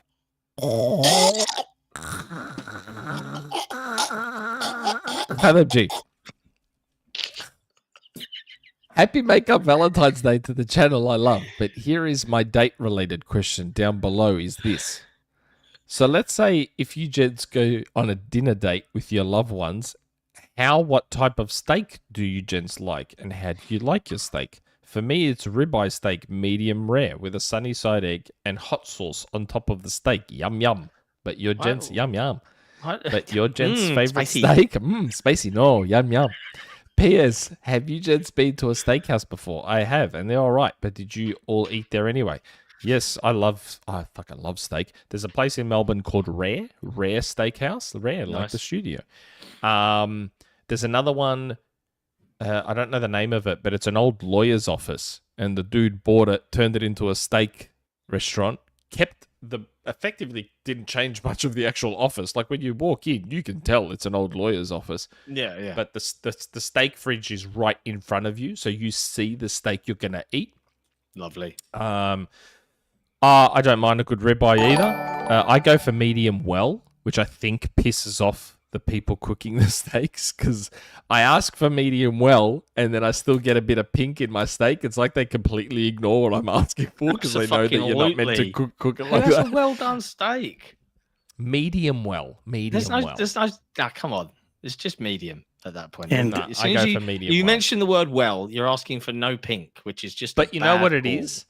When I go to proper steakhouses, because I know they're going to go below medium well, I'm effectively getting it exactly as I want it. Where if I ask for medium or medium rare, the juice is going to be coming out. I'm not going to call it blood because it's not blood. But I know that it's going to... You know that isn't blood, right? No, there's a You know lot how of people say, my steak is still... Yeah, I mean, there's fat and there's other stuff. Like it's a mix of a whole bunch of different stuff. Water. No, but that red stuff's not blood, is what I'm saying. It's Sure. not blood. And also thank you to Blue Lou for subscribing with your Twitch Prime. I appreciate Thank you. So yes, I go medium well, and I'm fine with ribeye. I align with Hytham. A medium rare ribeye is the way to go, and it's my personal steak of choice. But I often find when I go to steakhouses now, I end up disappointed because I feel like I can cook a better medium rare ribeye at home than I can at a steakhouse. So typically now, if I go to a steakhouse, I'll order a fillet. Yes. Because Don't worry, like I knew you were right. It's myoglobin. That is Yeah, the protein that breaks myoglobin. down. Yeah. yeah, Because Correct. they've been Blood. dead a long time. There's no blood running through there anymore. That's I right. have They've to got no admit- blood left. They've died and been cooked. I have Could it to be admit, though, blood? when I saw Hytham G's question around steaks, I immediately thought this was going to be a reference to March 14th. But thankfully, he kept it PG and didn't go that route. So thank you, Hytham, for the question. Long live steak. So Ursel, when exposed to air, myoglobin turns red and mixes with water. Might have to tell you to It's- shut it's up a in chemical- a second, Nick, because we have gifted sub from one Spartan P451 for the Xbox Era Patreon that I'm going to drop wow. in chat in 5, 4, 3, 2, 1. Go. Go, go, go, go. Someone gets it. Patreon gift. Thank you very much, Spartan P451. Thank you. Did Jesse say what steak he likes? He did, didn't he? Meet him. Did he? I did not. I wasn't here. But what type? What type? Oh, type? of Porterhouse. steak? Yeah, Nice. porterhouse Yeah. is nice, isn't it? The last Even time I got T-bone. one I don't when mind a good T-bone. when Travis, my brother, had medical issues and I had to drive all the way from Florida to Massachusetts to go say hi. On the way, I stopped at a not Texas Roadhouse, the other one, Longhorn Steakhouse. It was like $30 for a enormous porterhouse meal in North Carolina. It was amazing. It was so I feel perfectly like made. steak now. Me too. I I'm feel really like good at steak. grilling them, but I haven't done one in so long because the place I used to shop at, Winn-Dixie, which sounds stupid, but had amazing beef, shut down next to us. So I don't really know where to go to get a good cheap steak That anymore. place. Because you can take a shitty Fucking steak, hell, Hytham. Now I feel like make it steak. real good. I really want steak now. I know. I'm pissed off. Okay. Next question. LeeLayfield. Hey all. Congratulations on reaching 250 Pokemon Ew. and having caught Phil again. Ew. Here's the 250 more. Mm. My question is, what games have you played for so long during one sitting that the sun came up tomorrow? For me, this happened 3 times. Gears of War multiplayer, Bioshock, and Elden Ring. Excluding these, I've always been able to put a game down after around 2 hours of time or 10 p.m.ish. This gets harder as you get older, young listeners, and remember to take regular breaks. Seriously, guys, well done on 250. Thumbs up, Nick. Hey. Hey. Yes. Hey. I have to admit, like, Gears of War immediately comes to mind. Like, I have very, very fond memories of having a Gears of War 2 LAN where we had, I can't remember how many players you could have in a squad in Gears of War 2. I think it was 4. I might be wrong. But we were playing and we were trying to hit to that level 50 in the first kind of Horde experience. I think it was with Gears 2. It was Horde. And 4:30 in the morning in my flat, I felt so sorry for my neighbors. We were suddenly on the 50th level and there was like 2 boomers and then boom and all that sort of stuff. And we kept getting our asses kicked and we finally did it. And the uproar from the flat would have woken everybody up next door because it was people were just jumping. It was ridiculous. But yeah, fun times. Otherwise, though, I don't think I have. Where's my trouble, wife like, yelling, saying- Jesus fucking Christ out? Lemon Lucy. She's just GAFC. What are you yelling at, honey? Ta-da. But yeah, I've done it recently, but I can't say what it's for yet. This is the thing I'm reviewing.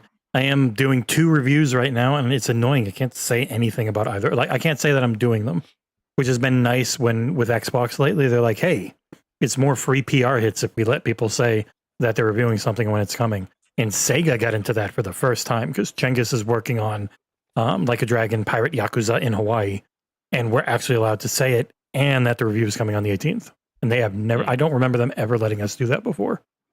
But I think My answer will surprise you I can't think of anything else. and not surprise you. Rocket League. Believe it or not, the first time it happened was probably around 2008. FIFA. Was at a friend's house. There's a few guys over, and we were playing FIFA, and we just kept playing. And before we knew it, it was 6 a.m. Like, what the fuck? We just kept playing FIFA. More slightly after that, Xbox One launch night. Bunch of guys were all here, and man, I played so much Killer Instinct. I played so much Killer Instinct. Amongst, Dead Rising 3, bit of Rise. But man, did I play the shit out of Killer Instinct till like probably 3, 4 a.m. Just kept going, man. It was so good. Killer Instinct, one of the best fighting games ever made. New John made. Pogface going up on the Discord that Ursel just dropped out. Man, Whoop, you know that guy shit. that you probably dislike a fair bit, Jesse, Mm. From the Resetera Xbox threads. He's in that thread? All he does on that server or on that forum is generally go to anything Xbox related and shit on it as hard as he can. And he's allowed because the moderators like it. That's bad moderation where you just allow the shitty trolling. Yeah, I know. I'm going to call this emoji John Hog. Also, thank you, Rexus21, for subscribing on Twitch Prime. If I ever want to convince John to switch to Streamlabs and do Streamlabs Ultra, we can stream everywhere again. But I don't like Streamlabs, and it's like $30 a month or something. It's not worth it. It's very expensive. Yeah. Next question. 99 Rukin. Hey, congrats. He's hoping you guys make it to 1,000. It was, yeah. Where'd it go?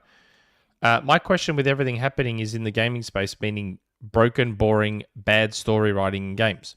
If GTA 6 comes out and fails expectations, could that be the final straw that breaks the camel's back? Hopefully not another gaming crash like with ET on Atari. Thoughts? Shirkleton, that's the fuckface's name. Thank you. I couldn't remember it. Shirkleton. He sucks. I don't think there's a world where GTA 6 fails. Too many people want that game. Too many people are suffering FOMO for that game to the point where so let's say the game ends up being terrible, it won't matter because it will have sold 11 billion copies in the first week. So it's irrelevant. What the game sucking would do would potentially affect GTA 7. Yeah. And online. There. Like if the game itself, if the single player is weak but online's good, it won't hurt them because they're going to make so much money from online in comparison, especially if it's a separate purchase, which I wouldn't be shocked if they did this time, because the reason GTA 5 has sold so many is because people buy GTA 5 on sale with shark cards as a bundle to get more in-game currency for cheaper.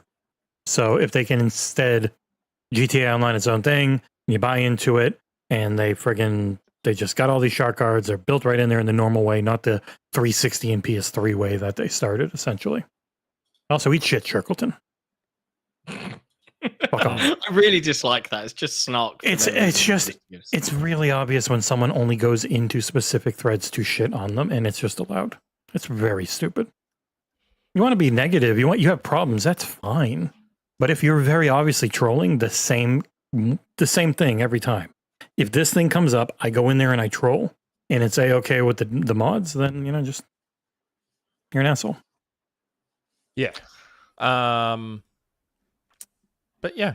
GTA 6. Yeah, it's gonna be fine. He says fails expectations. We don't know Rockstar and Take-Two's expectations for it. Mm-hmm.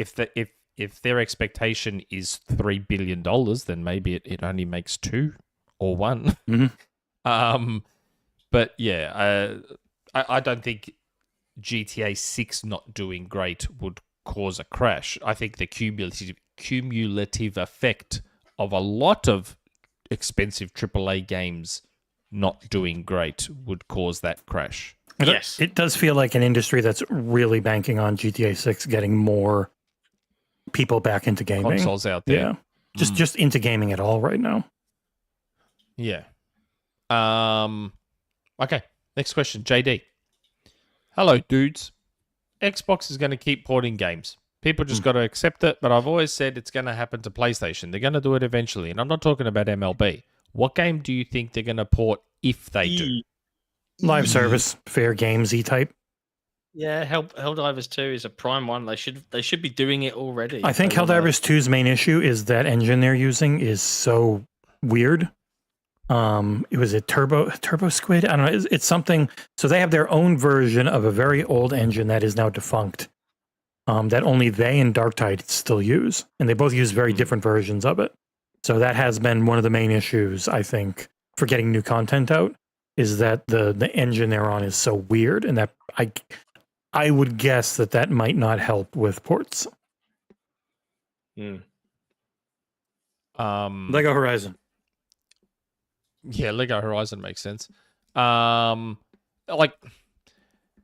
We've said here for literal years. Like, I'm going to toot our horn and say we were probably one of the first to be like, eventually Sony will go date and date on PC. Eventually. And we said they're going to do it extremely slowly for whatever reason. I still think they're going to head towards day and date on PC because it makes sense for them. Why wouldn't they? Well, they've talked about it. They're already there, they said, with live service focused stuff. They're like, anything live service you can expect to be day and date, pretty much. I still don't think they'll do Xbox, personally. Just right because they're just that much. They still care about the console war. They still care about the old school nature of the industry and not helping your competitor. They still believe in that, and that's fine. I'm not saying that in a derogatory way. Rightly or wrongly, that's still where Sony sits. It's still where Nintendo sits. To the point where Nintendo would never consider PC. Yeah. Sony is literally smack bang in the middle between Nintendo and Microsoft. Where Nintendo is 100% the old way, Microsoft is 100% the new way, quote unquote. Sony is somewhere in the middle. They still believe in protecting their walled garden, but they open the door just a little bit for PC. Yeah. PC has its foot in the door there. They're somewhere in the middle, and I think that's where they will stay, and they'll open the door a bit more to eventually have PC day and date, which if they execute on it smartly and they do the cross-buy and the cross-save and trophies and blah, blah, blah, blah, blah, I think it'll work well for them. They'll make a lot more money and hopefully more profit than they are right now. That's why their MAUs were up a lot for the first time in a while, and it's because they've pushed so much harder in other areas. I have to stop reading the Resetera thread. Yeah, no, it's a horrible place. This is the worst thing I've ever seen. When you said you wanted a thread on there, I was like, why? It's like pretend leftist neo-gov. Arguably, realistically, honestly. It's a lot of clicks, yeah. Yeah, but like this, I've never listened to that podcast before, but some of the most extreme levels of bootlicking throughout. I can't believe that they asked their patrons for questions and filtered their 3 chosen questions down to include where's your favorite fast food place. We didn't filter them. They were the 3 that came. Yeah, they were the 3. By the time they were the 3 that came. So there were more, but by the time we had to submit, those were the 3 we had to submit. And people asked more later, and unfortunately, we weren't able to submit everything. That's all. That with just 3 came, and we handed all 3 on, and they were okay with all 3. And they were smart people who understand the type of level of community question a CEO is going to actually answer. Yeah, that's right. That's so sad. They were literally. I was expecting more. I was expecting more questions and more, hard questions that probably wouldn't have more been okay came in, anyway. but it was a little too late to be able to submit everything. Oh, I only saw those 3 initially. Clearly, I didn't come back to see others. Okay, last community question I want to say. ClutchKwonDo. Yeah. Hey all. This is a good one. Hope you've had a great week so far. I'll keep this short and sweet. If you could greenlight any improvements to the Xbox platform, not necessarily console specific, today, what would they be? This could be enhancements to existing features or entirely new ones. On top of that, what capabilities would you love to see in the next generation of Xbox? Love the show and balanced takes. It's been awesome to see Xbox era grow. Thanks, ClutchKwonDo. Get rid of achievements. Kind. People are too addicted to them. I don't think get rid of them. I'd improve achievements. Get rid of them. Make them better. Cut them out. Yeah. There's so many I'm kidding. things you could dive into on this particular topic. Like if you think about the platform itself, they pioneered so much stuff back in the 360 gen. Yeah. And it feels like there's not been much in the way of pioneering new ways to interact with video games in a clever way. That's what VR was going for. Yeah. I mean, outside of achievement improvements, I think localization has got to be the biggest one. Like it's very frustrating. And I'm English speaking, so it doesn't bother me, right? But for the folks that really want a game in other countries in their native language, to see the other platform holders succeed regularly in doing the right things, and then to see Xbox not in some of their biggest releases just feels like such a obvious miss that it should be something that $1 trillion Microsoft should solve really swiftly. And it feels so silly now to have not solved it after so long. Do you know what I mean? Like that one. That one is Salva. Go. That one feels like a. Sorry, what? Oh, you were about to say that one feels like a. Yeah, it feels like a no-brainer. That's all. It's been better, especially with Bethesda, who is already better at it. So you just have to keep the pressure on them to keep doing better. Salva stole some of my thunder already. I would love MS to figure out how to allow me to play my physically purchased games digitally. Yeah, they did. Yeah. 12 years ago. And everyone had a bitch and a cry about it. They did figure it out. I would love for them to bring back the Xbox One original vision of buy a disc, get a digital copy. Oh my God, that would be amazing. They had bloody figured it out. Fucking crybabies. My internet. I won't own my games. You don't fucking own your games now. You never owned your games, ever. I know you don't believe me, but you never actually owned them. Even the cartridges, you never owned them. Technically and legally, you did not own those games. Nintendo would come to your house and kill you if you said you did. So annoyed we lost that. So annoyed. Like, seriously. Something legitimately good, and we lost it. Why? Because of some hypothetical scenario that may or may not happen. And we also weren't giving them the opportunity to evolve the system and make it better, because apparently no one ever updates their OS or their infrastructures or their systems or nothing. It just would have been whatever the shit version 1.0 would have been forever. No one ever changes or updates anything. Dickheads. But yes, I would also improve achievements to make it something people care about again. Like copy Sony's platinum thing, how they do the platinum for completion, because I still think that's fantastic. Yeah. And then find something new to reinvigorate people's love of achievements again. I don't know, tie it to something like you know how Ubisoft has this cool thing where you complete stuff in game. Like, again, Ubisoft doing something and getting no acknowledgement for it. So Ubisoft does it, right? And I'd like Microsoft to copy them. So in Prince of Persia, you can do certain things that, I guess, unlock achievements on the Ubisoft app, and you build up XP, and then you can trade that XP for, like, digital artwork, wallpapers, all sorts of stuff on Ubisoft's app. It'd be cool to have something similar with achievements.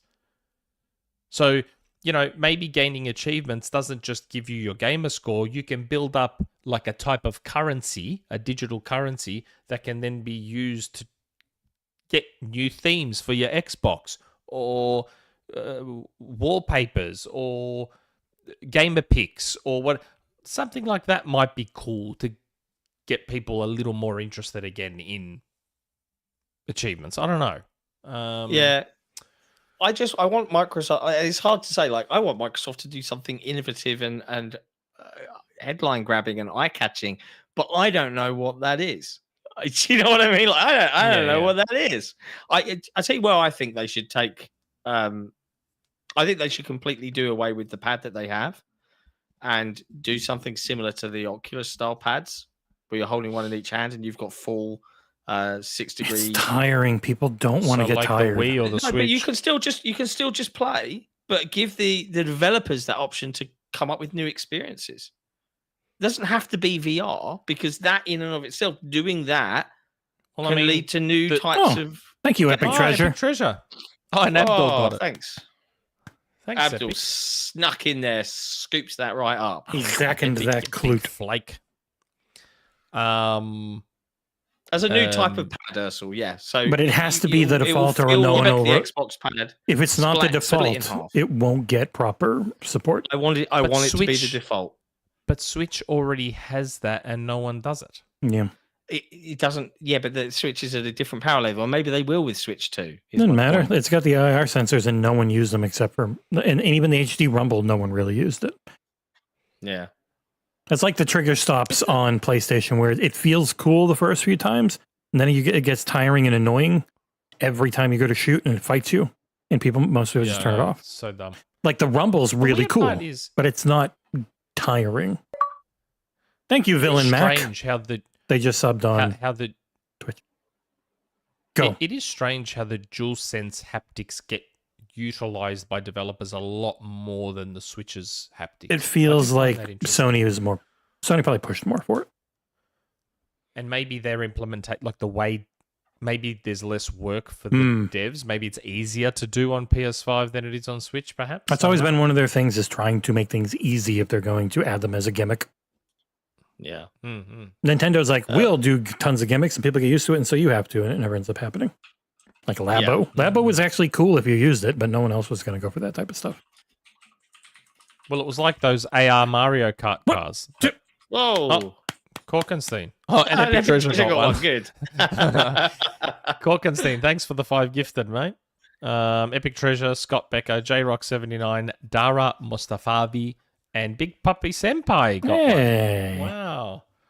Yeah, I mean, if you guys want to keep dropping stuff, we'll keep going. Otherwise, it's pretty much near the end of the show. Well, I think we pretty much are. That was the last community question. So technically, that is the end of the show in terms of that. I should probably drop the bombshell that I am not here for next week's XboxEra podcast. Nick and I didn't know.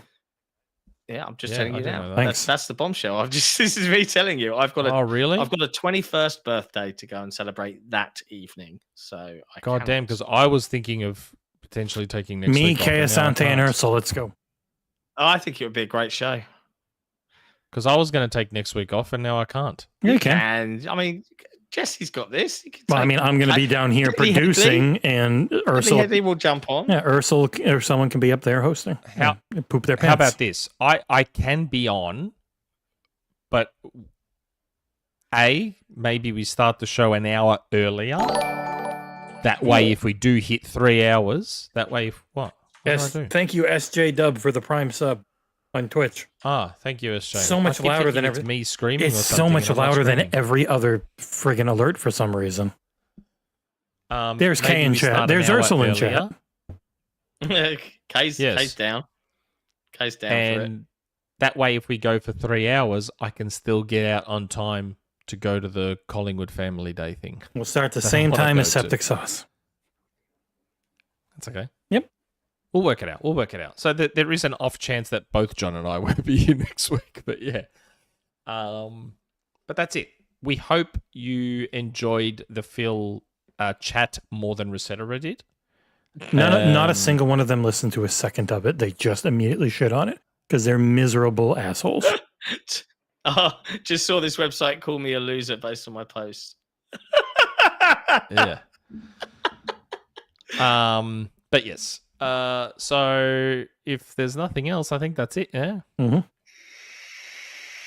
Cool. That's it. We enjoyed our chat with Phil. That was good. Yeah. Yeah. It was fantastic. Thank you, Mr. Hipshot, for the sub again on Twitch Prime. Another one. See, all it took was reminding people that they can use that they have a free Twitch Prime sub and that you can use it to help us on Twitch Prime. Ooh, Resist says, what if we have Tim Dog on for episode 350 to celebrate? Probably not. Yeah. He's playing Avowed. He tweeted out. He doesn't want to do console warring anymore. Tim doesn't like Xbox anymore. No, he does. He's like, I don't want to do console warring anymore. He said that. Okay. Yeah. And I'm all for it. No more. It's kind of pointless when you're an old man like me. I'm the oldest man. I'm the oldest. You don't look it. I am so. I just look the youngest. I'm the oldest, but I just look the youngest. You look in the mirror and say, "Would you fuck me?" Would you fuck me? I'd fuck me. But anyway, do you? Thanks everyone for hanging out, for hitting the like button, and all of that jazz. We'll see you guys on Tuesday for headlines as normal, and we'll get back into the swing of things. Yeah, be good. Go play some video games. Have fun out there, and we'll see you next time. Thank you for 250 episodes. Here's to 250 more. Ciao for now. Ciao for now.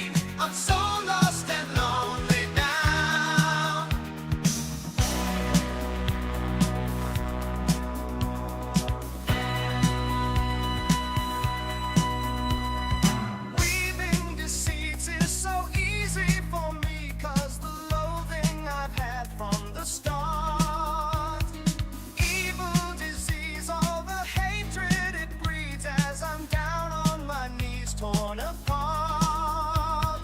Take me away, set me on fire. There's no other way. Sing online. Get tickets as low as 130 top. You might also like Paranoid and Aroused, Korn, Down Bad, Taylor Swift, The Alchemy, Taylor Swift. Give me a reason, 'cause I got nothing to gain. So what are we doing now? Feeling complacent, I cannot be contained. I'm so lost and lonely now. Where do I run? Where do I hide? Give me a reason to end my life. Where do I run? Where do I hide? Give me a reason to get out alive. Give me a reason, 'cause I got nothing to gain. So what are we doing now? Feeling complacent, I cannot be contained. I'm so lost and lonely now. Give me a reason, 'cause I got nothing to gain. So what are we doing now? Feeling complacent, I cannot be contained. I'm so lost and lonely now. Give me a reason.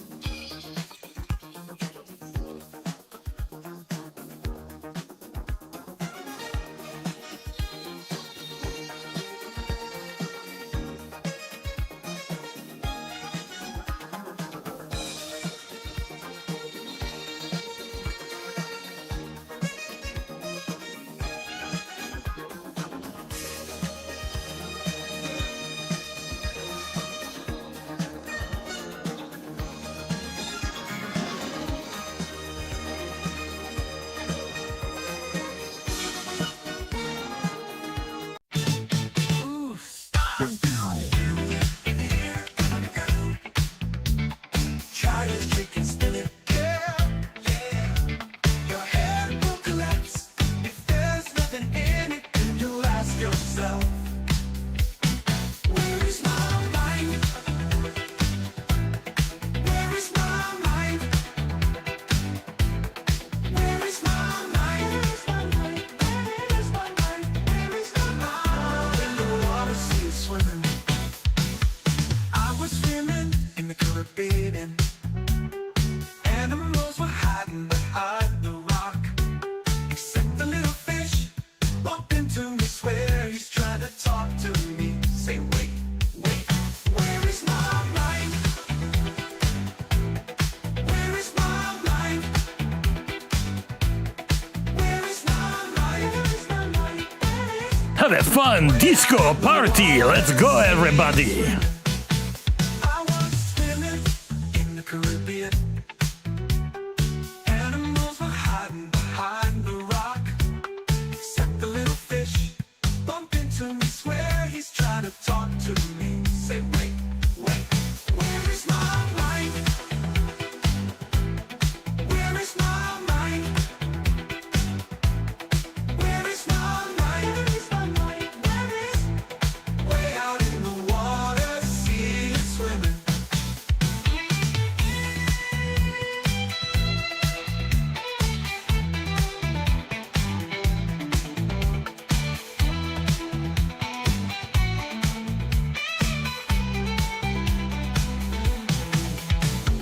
Feet on the air and your head on the ground. Try this trick and spin it, yeah.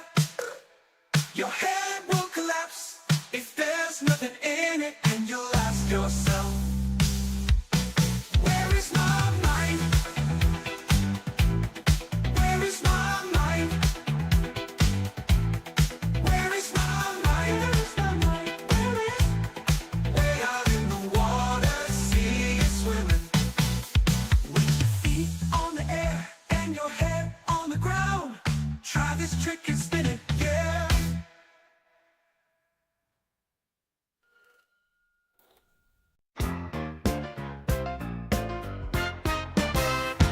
We don't need no education. We don't need no thought control. No dark sarcasm in the classroom. Teacher, leave them kids alone. Hey, teacher, leave them kids alone. All in all, it's just another brick in the wall. All in all, you're just another brick in the wall.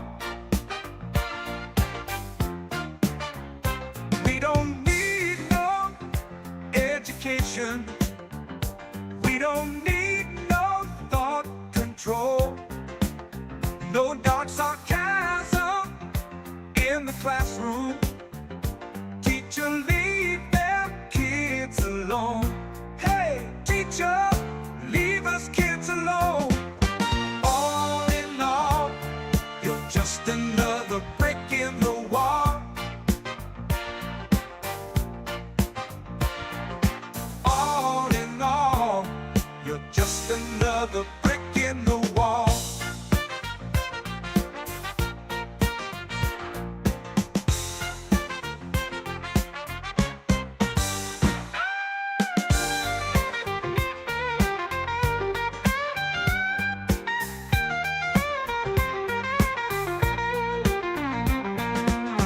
Wrong, do it again. Wrong, do it again. If you don't eat your meat, you can't have any pudding. Wrong, do it again. How can you have any pudding if you don't eat your meat? Wrong, do it again. You, yes, you behind the bike shed, stand still, laddie. If you don't eat your meat, you can't have any pudding. How can you have any pudding if you don't eat your meat? You, yes, you behind the bike shed, stand still, laddie.